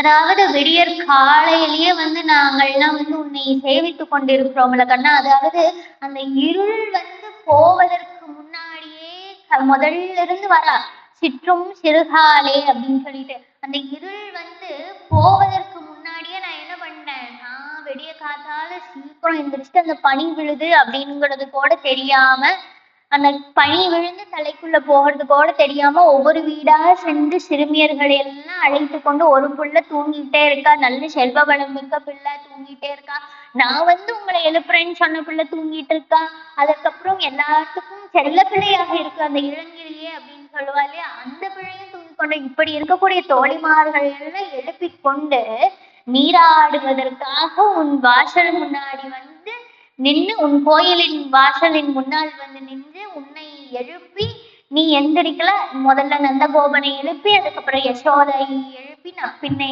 எழுப்பி அப்புறம் உன்னுடைய அண்ணனாகிய பலராமனை எழுப்பி இத்தனை பேரை எழுப்பி அதற்கப்புறம் உனக்கு மங்களாசாசனம் பண்ணி நீ எந்திரிச்சு வரும்போது கண்ணா இப்படிதான் வரணும் அப்படின்னு சொல்லி உன்னை எழுப்பாமல் எழுப்பி நீ எனக்கு தெரியும் கண்ணா நீ ரொம்ப வேலையெல்லாம் செஞ்சிருக்க, எல்லா அசுரன்களையும் கொண்டிருக்க, அந்த கதை பண்ணா உனக்கு இருக்கு அப்படிங்கிறது எனக்கு தெரியும், இருந்தாலும் வந்து எங்களுக்கு பறை வேணும் இல்லையா அப்படின்னு நீ நேத்தே சொல்லிட்டே இல்லையா, சிறுமியரோ உமக்கு அறை பறையை கொடுப்பதாக நெண்ணலே வாய்னேன் நான் கண்ணன் அப்படின்னு நாங்க சொல்லி வந்துட்டோம் இல்லையா, நீ எங்களுக்கு பறை கொடுக்க வேண்டும் இல்லை, எதற்காக நான் உங்களை வந்து எழுப்பி எங்க இதய கமலத்தில் போட்டு வைத்திருக்கக்கூடிய அந்த சிம்மாசனத்துல சிங்கமாக வந்து நீ வந்து உட்காரணும் அப்படின்னு சொல்லி அப்புறம் உன்னை வந்து போற்றி புகழ் பாடி அதற்கப்புறம் நீ ராவணனை அழித்த வீரத்தையும் அந்த வாமனாக வந்து மீண்டு அளந்து உலகை அணந்த அந்த அவதாரத்தையும் பாடும்போது நீ கோச்சிட்டு இல்லையா,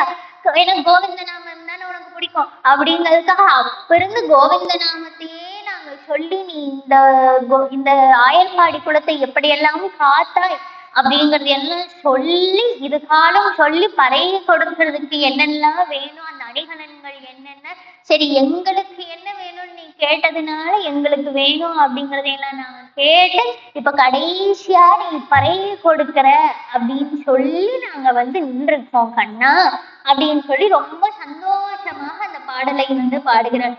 சிற்றும் சிறுகாழே வந்து உன்னை சேவித்து உன் பொற்றாமரை அடியே அப்படின்னு கேட்கிறா. இப்படி உன்னுடைய அந்த பாத கமலத்தில் அந்த சரணாகதி பண்ணுவதற்காக அந்த தாமரை போன்று இருக்கக்கூடிய அடியை போற்றி பொருள்கேனாய் போற்றி நான் என்ன பண்ண திருப்பாவைக்கு திருப்பல்லாண்டு பாடினாலையான அப்படி உன் கடலுக்கு உலகம் அன்றி உலகம் அளந்தாய் அடி போற்றின் பாடணும் இல்லையா, அப்படி அந்த அடிக்கு போற்றி பாடி பெற்றம் குளத்திரு பிறந்தனி அதாவது ஆணிரைகளை மேய்த்து கொண்டிருக்கக்கூடிய இந்த ஆயர் குலத்தில் வந்த நீ குற்றேவல் எங்களை கொல்லாமல் போகாதே, நீ என்ன பண்ணிடு எங்களை ஆட்கொள்ளாமல் போய்விடாதே கண்ணா, அதுதான் எங்களுக்கு மிகப்பெரிய பரிசாக இருக்க போகிறது அப்படின்னு சொல்றா.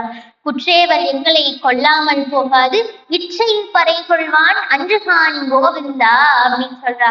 இன்றைக்கு இப்பொழுதே வந்து அதாவது நல்ல நன்றைய செய் அதை இன்றைய செய்து முதல்ல சொன்னால இப்பவே நீ எந்திரிச்சு வர வேணும் கண்ணா அப்புறம் வரேன் அப்படிங்கிறதெல்லாம் சொல்லாத அப்படின்னு சொல்லி இச்சை பறை கொள்வான் அந்த பரிசை இப்பொழுதே எங்களுக்கு தா அப்படின்னு சொல்ற. இச்சை பறை கொள்வான் அன்றுகான் கோவிந்தா எச்சைக்கும் ஏழேழு பிறவிக்கும் உன் தன்னோடு உற்றோமே ஆவோம் அப்படின்னு சொல்றா. இன்னைக்கு மட்டும் இல்லைங்கன்னா ஏழேழு பிறவிக்கும் உனக்கு உறவாக இருக்கக்கூடிய நாங்கள், ஏன்னா நீ ஆயர் குலத்தில் வந்து பிறந்துட்டே இல்லையா, அப்ப நீ எங்களுக்கு உறவாகத்தானே ஆவா.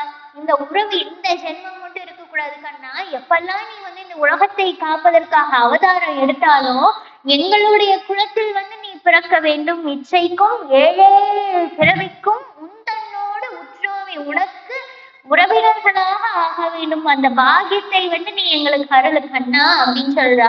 எச்சைக்கும் ஏழேழு பிறவிக்கும் உன் தன்னோடு உற்றோமியாவோம் உனக்கே நாமா செய்வோம் அப்படின்னு சொல்றா. என்ன பறை வேணும் அப்படின்னா உன்னுடைய நாமங்களை சொல்லி சொல்லி சேவிக்கக்கூடிய அந்த பறை எங்களுக்கு வேண்டும் கண்ணா அப்படின்னு சொல்றா. உனக்கே நாமா செய்வோம் மற்றை நம் காமங்கள் மாற்றேலோர் எம்பாவாய் அப்படின்னு சொல்றான். அது ஏன் மற்ற இனம் காமங்கள் மாற்றேலோர் எம்பாவாய்னா இறைவா எப்பவுமே இச்சைக்கும் ஏழு பிறவிக்கும் உன் தன்னோடு உற்றோமே. இன்னைக்கு மட்டும் இல்ல, 7 ஜென்மத்துக்கும் நீ பிறந்தாலும் எங்க குலத்துல வந்து பிறந்து நாங்கள் உனக்கு உறவினர்களாக இருக்க வேண்டும். அந்த ஒரு பாக்கியத்தை, அந்த ஒரு ஆசை மட்டும் எனக்கு இருக்கு. அதுவும் அது எனக்கு ஒரு ஆசை, உன்னால் தோன்றின ஆசைதான். அந்த ஆசைய மட்டும் வச்சுட்டு மத்த எனக்கு இருக்குமல்ல ஆசை, அந்த ஆசைங்கிறது தோன்றிக் கொண்டேதான் இருக்கும். நான் எதுவும் செய்ய முடியாது. நீயும் கேட்டேன்னா நிறைய ஆசை சொல்லிட்டே போவேன். அதனால அந்த ஆசையெல்லாம் என்ன பண்ணு, மற்ற நம் காமங்கள் மாற்றியலோர் எம்பாவாய் அப்படின்னு கேக்குறாமா. இந்த ஆசை, இந்த ஒரே ஒரு ஆசை, இந்த ஒரு ஆசையை மட்டும் நிறைவேற்றிட்டு என்ன உனக்கே நாம செய்வோம். இந்த ஒரு ஆசையும் இருக்கு. உனக்கே கைங்கரியம் செய்யக்கூடிய அந்த பாக்கியத்தை, உனக்கு கைங்கரியம் செய்யக்கூடிய பக்திகளாக இந்த சிறுமியர்கள் அனைவரையும் எங்களை வந்து நீ படைப்பாயாக அப்படிங்கிறத சொல்லிட்டு, உனக்கே நாம செய்வோம். மற்ற ஏதாச்சும் எங்களுக்கு வேற ஆச்சும் இதை தவிர எதுவும் இல்லை கண்ணா. உன்னுடைய காலில் சரணாகதி அடையணும், உன்னுடைய கடலை போற்றி பாட வேண்டும், உன்னுடைய காலடியிலேயே கிடக்க வேண்டும். இதை தவிர எங்களுக்கு வேற ஏதாச்சும் ஆசை வேணும்னா நாங்க கேட்டுட்டே இருப்போம், லிஸ்ட் போட்டுட்டே போவோம். அதனால இந்த 2 ஆசையை மட்டும் நிறைவேற்றிட்டு மற்ற ஆசையெல்லாம் மாற்றி விடுங்கண்ணா அப்படின்னு சொல்ல. சிற்றம் சிறுகாலே வந்துன்னை சேவித்து உன் பொற்றாமரை அடியே போற்றும் பொருள்கேள பெற்றம் மேய்க்குன்னும் குலத்திரு பிறந்த நீ குற்றேவல் எங்களை கொல்லாமல் போகாத இச்சை பறைகொள்வான் அன்றுதான் கோவிந்தா. எச்சைக்கும் ஏழே பிறவிக்கும் முன் தன்னோடு உற்றோமே ஆவோம். உனக்கே நாம செய்வோம், மற்ற நம் காமங்கள் மாற்றேலோர் எம்பாவாய் அப்படின்னு சொல்லி இந்த பாசுரத்தை முடிக்கிறார். அடுத்தபடியாக சொல்லிட்டேன் இல்லையா, உனக்கு கைங்கரியம் பறை. எதற்காக இந்த பாவை நோன்பை மேற்கொண்டால்?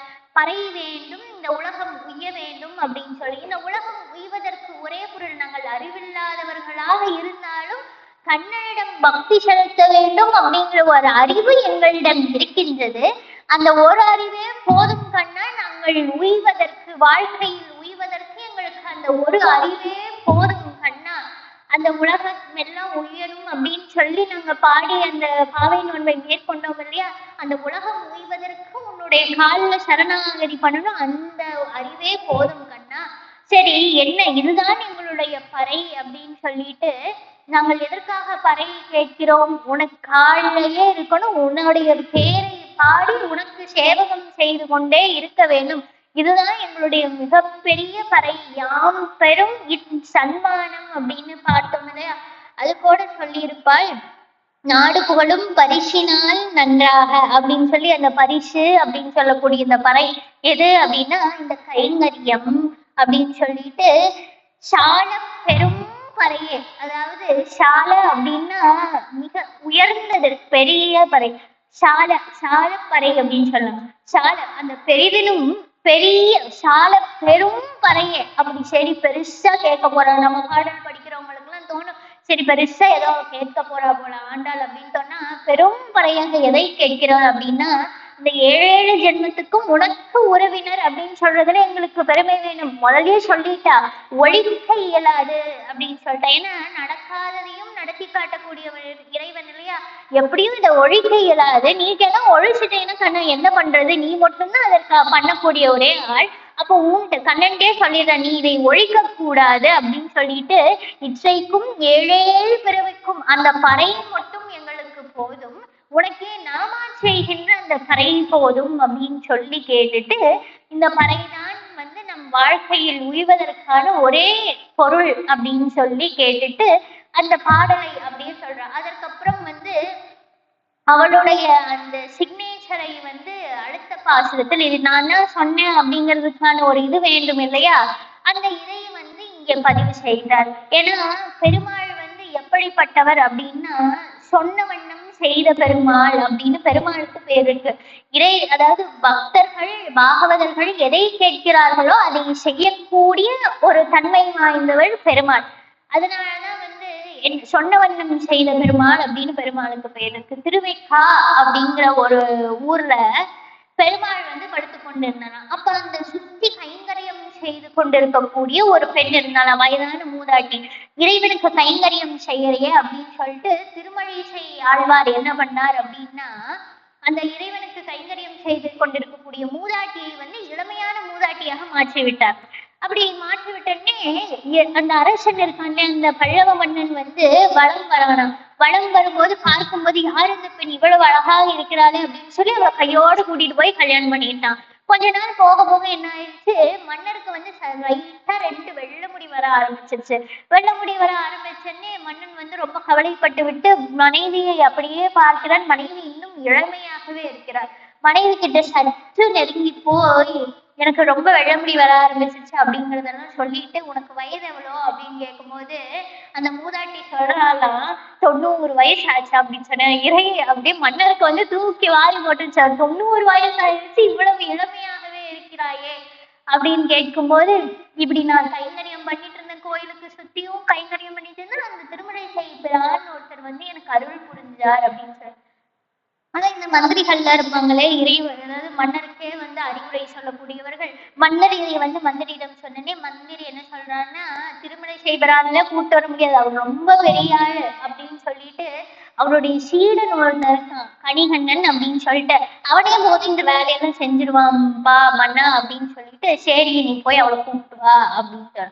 சரி கணிகண்ணன் வந்தோடனே சொல்றான், மந்திரி சொல்றான், ஒண்ணு இல்லப்பா, உன்னை கூப்பிட்டது எந்த விஷயம் இல்லை, இப்ப எங்க மன்னருக்கு வந்து 2 வெள்ளை முடி வந்துருச்சு, அதனால அதை மட்டும் அந்த போக்கு அந்த திருமலை செய்கிறான்னு ஒருத்தருக்கான அவர் சொல்லிதான் என் மனைவிக்கு வந்து 90 வயது இருக்கா, ஆனா இன்னும் இளமையாவே இருக்கா அப்படிங்கறதெல்லாம் சொல்றாரு. இல்லை இது எல்லாம் நான் செய்ய மாட்டேன் அப்படின்னு சொல்லி கணிகண்ணன் சொல்லிட்டேன். சரி நீ செய்யாட்டி போதும், போய் உன்னுடைய அந்த குருவாகிய அந்த திருமலை செய்பரான கூட்டிட்டு வா அப்படின்னு சொன்னேன்.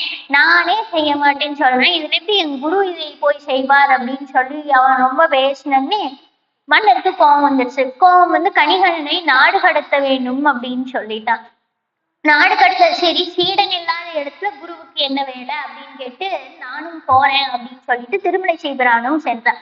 கொஞ்சம் திரும்பி பார்க்கிறாரு, நானும் கணிகண்ணனும் இல்லாத இடத்துல பெருமாளி உனக்கு என்ன வேலை அப்படின்னு சொல்லிட்டு, பெருமாளையும் நீயும் வா கூட அப்படின்னு சொல்லிட்டு சொல்றாரு. கணிகண்ணன் போகின்றான், காமரு பூங்கச்சி மணிவண்ணா நீ கிடக்க வேண்டாம், துணிவுடைய சென்னா புலவனும் போகின்றேன், நீயும் ஒன்றன் பைனாகப்பாயை சுருட்டி கொள் அப்படின்னு சொல்லிட்டான். ஏன்னா அந்த ஆதிசேஷன் மேலதானே படுத்து கொண்டிருப்பார். அந்த பைனாக பாயை வந்து என்ன பண்ண, சுருட்டி கொள் அப்படின்னு சொல்லிட்டு, அதுவே பெரிய பாய், இங்கேயும் வைக்க முடியாது இங்கேயும் வைக்க முடியாது, இப்படியும் கொண்டுட்டே போக முடியாது. அதனால என்ன பண்ணிட்டார், யசோபா இருக்குன்னு பெருமாள் என்ன பண்ணிட்டார், தூக்கி தலைமையில வச்சுட்டார். தலைமையில வச்சுட்டு கணிகண்ணன் போறான், பின்னாடி குரு போறார், திருமலை ஆழ்வார் போறார், பின்னாடியே பெருமாளும் போறாரு. பெருமாளும் போனே லக்ஷ்மி எனக்கு என்ன வேலைன்னு சொல்லிட்டு லக்ஷ்மியும் பின்னாடியே போயிட்டார். அப்புறம் முருகப்பெருமான், சிவன், பெருமாள் இல்லாத இடத்துல நாங்க யாருமே இல்லை அப்படின்னு சொல்லி எல்லாரும் போயிட்டாங்க. இறைவன் இல்லாத ஊர்ல எப்படி இருக்கும், இருள் சூழ்ந்து விட்டது. அப்புறம் என்ன இதற்கு என்ன பண்றது அப்படின்னு இருள் சூழ்ந்து விட்டனே மன்னன் ஒரே ஆச்சரியப்பட்டு மந்திரியை கேட்கும். மந்திரி தான் இது எல்லாத்துக்கும் காரணம். மந்திரியே சொல்றானா, அது ஒண்ணும் இல்ல மன்னா, நம்ம வந்து கணிகண்ணன் அனுப்புறோம் இல்லையா, அவனுடைய குருவான திருமலை செய்யாழ்வானும் போயிட்டான், அதனால பின்னாடியே பெருமாளும் போயிட்டாரு, பெருமாள் போனதுனால எல்லா சாமியும் பெருமாள் பின்னாடி போயிருச்சு அப்படின்னு சொல்லிட்டானா. அப்புறம் சரி மன்னா, சரி எனக்கு வெள்ளை முடி இருந்தா இருந்துட்டு போது, நான் வயசானவனாவா இருந்தாலும் இருந்துட்டு போறேன், ஆனா பெருமாளே நீ வந்துடு அப்படின்னு சொல்லிட்டு டைரக்டா போய் பெருமாளை கூப்பிட்டா பெருமாள் வரமாட்டாரு இல்லையா. அதுங்காட்டி என்ன பண்றாரு அப்படின்னா, பெருமாளை கூப்பிடாம முதல்ல போய் கணிகண்ணனை கூப்பிடுறாரு. கணிகண்ணனை கூப்பிட்டாதானே வந்து திருமலை செய்கிறான் வரும், திருமலை செய்கிறான்னு சொன்னாதானே பெருமாள் வருவார். கணிகண்ணனை சொல்றா சரி அப்படின்னு வரலாம் அப்படின்னு முடிவு பண்ணாங்க. அதற்கும் பாடல் பாடுகிறார் திருமலை செய்கிறார், அதாவது கட்டளை எழுகிறார் பெருமாளுக்கு. கணிகண்ணன் போக்கொழினான், அதாவது அவர் போகவில்லை, போக்கு ஒழினான். கணிகண்ணன் போக்கொழினான், காமரு பூங்கச்சி மணிவண்ணா நீ கிடக்க வேண்டும், துணிவுடைய சென்னா புலவனும் போக்கொழிந்தேன், நீயும் ஒன்றன் பைனாக பாயை படுத்துக்கோள் அப்படின்னு சொல்ற. நீ போகலாம்னு நானும் போல, நீ கணிகண்ணனும் போகல, அதனால நீயும் வந்து உன் பாயை விரிச்சுட்டு படுத்தோ. மறுபடியும் பெருமாள் வந்து திருமலை செய்யாதுன்னு சொல்லி அந்த பெரிய ஆதிசேஷனை சுருட்டி தன் தலைமா வச்சுட்டு மறுபடியும் வந்து, அதனாலதான் வந்து அவர் வந்து சொன்ன வண்ணம் செய்த பெருமாள். இதை உணர்த்துவதற்காகத்தான் பொதுவாக எல்லா கோயில்களிலையும் வந்து சயன கோலத்தில் இருக்கக்கூடிய பெருமாள் வந்து வலமிருந்து இடமாக சயனித்திருப்பார். ஆனா இது சொன்ன வண்ணம் போயிட்டு திரும்பி நான் வந்திருக்கேன் அப்படிங்கறது உணர்த்துவதற்காக இந்த திருவைக்காவில் மட்டும், இந்த திருத்தலத்தில் மட்டும் இடமிருந்து வளமாக படுத்திருப்பார் பெருமாள். அதை சொன்னவன் அப்படி சொன்னவன் நம் செய்யக்கூடிய பெருமாள். சரி, நாங்க என்னெல்லாம் பறை கேட்டோம், அணிகள் எல்லாம் கேட்டோம், இதெல்லாம் நீ கொடுத்துடாத கண்ணா, உனக்கு எப்பவும் கைங்கரியம் செய்ய வேண்டும், அந்த ஒரு பறையை எங்களுக்குள் மற்ற ஆசைகளை எல்லாம் போக்கொழித்து விடு அப்படின்னு சொல்லுவதோட இந்த பறை அந்த இது எல்லாத்தையும் நிறுத்திவிட்டு நான் தான் இதை சொன்னேன் அப்படிங்கிறதுக்காக கடைசியா சொல்ற, அதாவது அவளுடைய திருநாமம் திருமண் சொல்வதற்காக சொல்கிறார். வங்க கடல் கடைந்த மாதவனை கேசவனே, திங்கள் திருமுகத்து செயலையால் சென்றிறங்கி அங்க பறை கொண்ட ஆற்றை அணிபுதுவை பைங்கமல தென்திரியல் பட்டர்பிரான் போதை சொன்ன சங்க தமிழ் பாழை 30 தப்பாமே இங்கு பரிசுரைப்பார் ஈரிரண்டு மாழ்வரை தோள் செங்கன் திருமுகத்து செல்வ திருமாளால் எங்கும் திருவருள் பெற்று இன்புறுவர் எம்பாவாய். அதாவது திருப்பார்கடல்ல கண்ணனாக இருந்த அந்த பார்க்கடலை கடையும் போதெல்லாம் இருந்தாலே அந்த மாதவனை கேசவனை, வங்கம் அப்படின்னா கப்பல்கள் செல்லக்கூடிய அந்த கடல் அப்படிங்கிற வங்கம் கடல் கடைந்த மாதவனை கேசவனை திங்கள் திருமுகத்து சேயிலையார் சென்றிறைஞ்சி. முதல்ல ஒரே ஒரு வரியில கண்ணனை சொல்லிட்டு அடுத்தபடியாக தங்களை சொல்கிறார்கள்.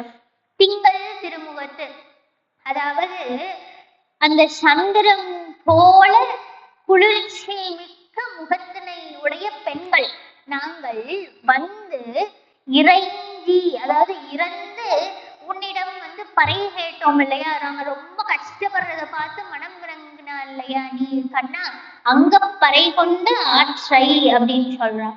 அதாவது இறைவன் நம்ம என்னதான் கேட்டாலும் நல்லவற்றை கேட்டால் அந்த நம்ம என்ன கேட்கிறோமோ அதை விட ஒரு 10 மடங்கு அதிகமாக தான் தருவார். விரும்பியவர்கள் விரும்பியவற்றை விரும்பிய வண்ணம் செய்பவன் இறைவன். அப்படி அங்க பறை கொண்ட ஆற்றை நாங்கள் கேட்டவற்றை, சரி என்னெல்லாம் வேணும் அப்படின்னு கேட்கிறோம். சரி, அணிகலன் வேணுமா, பாவை நோன்பு மேற்கொள்வதற்கான அந்த ஆயுதங்கள் அப்படின்னு சொல்லக்கூடிய அந்த சூடகமே, தோல்வளையே, தோடே, செவிப்பூவே, இதெல்லாம் கேட்டோம், நீ தந்துட்டப்பா பெருமாளே. ஆனா எங்களுக்கு இதெல்லாம் வேண்டாம்னு சொல்லி நீ உன்னுடைய பெரிய மனுஷ தன்மையை நீ காட்டிட்ட. பெருமாள் அப்படிங்கறத பெரிய பெருமாள்னு சொல்லுவோம் இல்லையா, அந்த பெருமாளாக இருக்கக்கூடிய பரமாத்மாவனுடைய தத்துவத்தை நீ காட்டிட்ட. நாங்க அவ்வளோ பாட்டாட்டியும் அவ்வளோ அறிவில்லாட்டியும் நாங்க என்ன பண்ணணும், நீ இவ்வளோ கொடுக்குறியே நாங்க வேண்டாம்னு சொல்லிட்டு எப்பவுமே இதே மாதிரி உனக்கு கைங்கரியம் செய்யக்கூடிய அந்த பாக்கியத்தை மட்டும் எங்களுக்கு கொடுன்னு கேட்கறது தானே எங்களுடைய ஒரு நன்தன்மை. அப்படி திங்கள் திருமுகத்து செய்கிற நாங்கள் உன்னை சென்று இறைஞ்சி கேட்டு அங்க பறை கொண்ட ஆற்று. நீ என்ன பண்ணிட்ட, கேட்டவனவற்றை எல்லாம் கொடுத்துட்ட. ஆனா நாங்க வேண்டாம்னு சொல்லி என்ன கேட்டோம், உனக்கே நாமா செய்வோம்னு கேட்டோம். அணி புதுவை பைங்கமல தந்தெறியல் பட்டர்பிரான் போதை சொன்ன அப்படின்னு சொல்றா. இங்கதான் அவளுடைய பேரை குறிப்பிடுகிறாள் ஆண்டாள். அணி புதுவை அப்படின்னு. இதே பெரியாழ்வாரும் அந்த ஸ்ரீவில்லிபுத்தூரை புதுவையர் கோன் அப்படின்னு சொல்லியிருப்பாள். பொதுவா இந்த காலத்துல எல்லாம் ஒரு ஊரை புதுசா ஒரு ஊரை சொல்றோம் அப்படின்னா புதுவை அப்படின்னு சொல்வது வழக்கம். அதனாலதான் அணி புதுவை பைங்கமல தந்தெறியல், தாமரை, அந்த தாமரையினால் ஆகி இருக்கக்கூடிய அந்த மலர் மாலையை தனக்கு சூடி இறைவனுக்கு கொடுக்கணும் அப்படின்னு அழகு பார்த்தா இல்லையா ஆண்டாள். கண்ணாடி முன்னாடி போய் தனக்கு மேல சூடி கொண்டு கொடுத்தா இல்லையா ஆண்டாள். அப்படியே அந்த பைங்கமல தந்தெறியல் பட்டர்பிரான் கோதை சொன்ன அவளுடைய இத்தனைக்கும் காரணம் கிருஷ்ணானுபவத்துல அப்படியே மூழ்கி இருக்கக்கூடிய காரணம் யாரு, என்னுடைய தந்தையாகிய பட்டர்பிரான். அவரு சொல்ல சொல்ல அச்சோ அச்சோன்னு ஒரு பதிகம் பாட பாட எனக்கு அப்படியே உள்ளம் முழுகிட்டு இருக்கன்னா, அதன் விளைவாக தான் நான் என்ன பண்ணேன், இப்போ உனக்கு பாவை நோன்பை மேற்கொண்டு எல்லாரும் உன்னை சரணாகதி பண்ணணும்னு பாடின. அந்த பட்டர்பிரான் கோதையாகிய நான் சொன்ன நான்னு சொல்ல. ஏன் அப்படின்னா நான் அப்படிங்கிற அகங்காரம் விட்டாலொழிய நம் இறைவனை அடைய வேண்டும். அதனாலதான் பொதுவாக பேசக்கூடியவர்கள்லாம் என்ன சொல்லுவாங்க, இல்ல இறைவனை இறைவனுக்கு அடிமை அப்படின்னு நினைக்கக்கூடியவர்கள் அடியேன் அடியேன் அப்படின்னு தங்களை குறிப்பிட்டுக் கொள்வார்கள். பொதுவா நம்ம கோயிலுக்குள்ள இருக்கோம் அப்படின்னா கூட இறைவனுக்கு அடியவர்கள் தான். நான் சொல்றேன்ல இங்க நில்லு அப்படின்னு நம்ம சொல்லக்கூடாது. அதனால ஏன்னா அங்க இறைவன் நமக்கும் பெரியவனாக இருக்கக்கூடியவர் இறைவன். அப்படி பட்டர்பிரான் கோதை சொன்ன இந்த சங்க தமிழ் மாலை, இந்த திருப்பாவை என்ன சொல்ற, சங்க தமிழ் மாலை அப்படின்னு சொல்ற, இறைவனுக்கு சூட்டிய பாமாலை. அதாவது சொல்லுவாங்க இல்லையா, பெரியாழ்வார் இறைவனுக்கு பூமாலை சூட அவருடைய பெற்றெடுத்த பெண் கொடியான கோதையினாச்சர் இறைவனுக்கு பாமாலை சூட்டினார். அப்படி சங்க தமிழ் மாலை இந்த 30ம் தப்பாமே இங்கு பரிசுரைப்பார். இதை தப்பாமல் இங்கு பாடுவோர் ஈரண்டு மாழ்வரை போல் அந்த கண்ணனுடைய செங்கன் திருமுகத்து செல்வ திருமாலால் எங்கும் திருவருள் வச்சு இங்குருவர் என்பாவாய். எங்கெல்லாம் இந்த திருப்பாவை 30 பாடல்களையும் பாடுறாங்களோ அங்க இருக்கக்கூடியவர்கள் எல்லாரும் இன்புற்று இருப்பர். அந்த இறைவனுடைய அருளால நாங்கெல்லாம் எப்படி சந்தோஷமா காலையில இருந்து பாடி நாட்காலை நீரோடி தூயோமாய் இறைவனிடம் அதாவது அந்த கைங்கரியம் அப்படிங்கிற பறையை கேட்டோம். அப்படி நாங்கள் இந்த மாதிரி 30ம் தப்பாமை இங்கு பரிசுரைப்பார், எங்கும் திருவருள் பெருசு இங்குருவர் எம்பாவாய் அப்படின்னு சொல்லி இந்த பாசுரத்தை முடிக்கிறார். வங்க கடல்களை இந்த மாதவனே கேசவனை திங்கள் திருமுகத்து சேயிழையார் சென்றிறைஞ்சி அங்க பறை கொண்ட ஆற்றை அணிபுதுவை பைங்கமலர் தந்தடிகள் பட்டர்பிரான் கோதை சொன்ன சங்க தமிழ் மாலை 30ம் தப்பாமே இங்கு பரிசுரைப்பார் ஈரண்டு மாழ்வரை தோல் செங்கன் திருமுகத்து செல்வ திருமால எங்கும் திருவருள் பெற்று இன்பொருவர் எம்பாவாய் அப்படின்னு சொல்லி 30 பாசுரத்தையும் முடிக்கிறார். அதாவது ஆண்டாள் பொதுவா சொன்னோம் இல்லையா, பரமநடி காட்டும் வேதம் அனைத்திற்கும் வித்தாகும் அப்படின்னு சொன்னோம் இல்லையா. எல்லா தத்துவங்களையும், அதாவது இறைவனை சென்றடைய வேண்டும் 3 ஸ்டெப் தான். முதல்ல அவரை பற்றி தெரிந்து கொண்டு அவருடைய நாமங்களை சொல்லிக்கொண்டே இருக்க வேண்டும். அப்படி சொல்லிக்கொண்டே இருந்தோம் அப்படின்னா ஆட்டோமேட்டிக்கா நம்ம இறைவனுக்கு மங்களாசாசனம் அர்ச்சனை செய்ய போய்விடுவோம். டெய்லியும் கோயிலுக்கு போவோம் இல்லையா, இன்றைய காலகட்டத்தில் அப்படி நம்ம போய்விடும். அப்படி இறைவனை நோக்கி நம் மனத்தை செலுத்தினால் கடைசியில் அவனுக்கு சரணாகதியாக அவனுடைய கடல் அடைந்து விடுவோம் அப்படிங்கிறதான் இந்த 30 பாடல்லையும் சொல்ற. அதனாலதான் வேதம் அனைத்திற்கும் வித்தாகும் ஐயைந்தும் அறியாத மானிடரை வையம் சுமப்பதும் வம்பு அப்படின்னு சொல்றாங்க. ஆகவே இதுகாலும் அடியேனுடைய இந்த சொற்பொழிவை சிறு தவறு செய்திருக்கலாம், இல்லாட்டி ஏதாவது அங்கங்க நிறுத்தி பேசி அந்த மாதிரி எல்லாம் பண்ணியிருப்பேன். அதையெல்லாம் பொறுத்தருளி இந்த 4 வாரமும் திருப்பாவையை நன்றாக சிந்தித்து வந்தோம். அதாவது ஆண்டாள் உருகினால் நாமும் உருகினோம். ஆண்டாள் இறைவனை ஆண்டாள், அதனாலதான் அவளுக்கு ஆண்டாள் அப்படிங்கிற பெயரே வந்தது. அப்படி ஆண்டாள் சொன்ன வழியிலே இறைவனை துதித்து வணங்கி நாமும் அந்த ஆண்டாள் சொல்ற மாதிரி வாயினால் பாடி மனத்தினால் சிந்திக்க, அதாவது வாயினால் பாடுறது மட்டும் இல்லாம இந்த 30 நாள் மட்டும் பாடணும் அப்படிங்கிறது மட்டும் இல்லாம இந்த 30 பாடல்களையும் தினமும் அதாவது ஒரு 5 பாடலாக சேவித்து வந்தோம் அப்படின்னா கண்டிப்பாக இறைவன் அருள் புரிந்து நாமும் இன்புறலாம் அப்படிங்கிறத சொல்லி வாய்ப்பளித்தமைக்கு நன்றி கூறி விடைபெறுகிறேன். ஸ்ரீ திருமலை.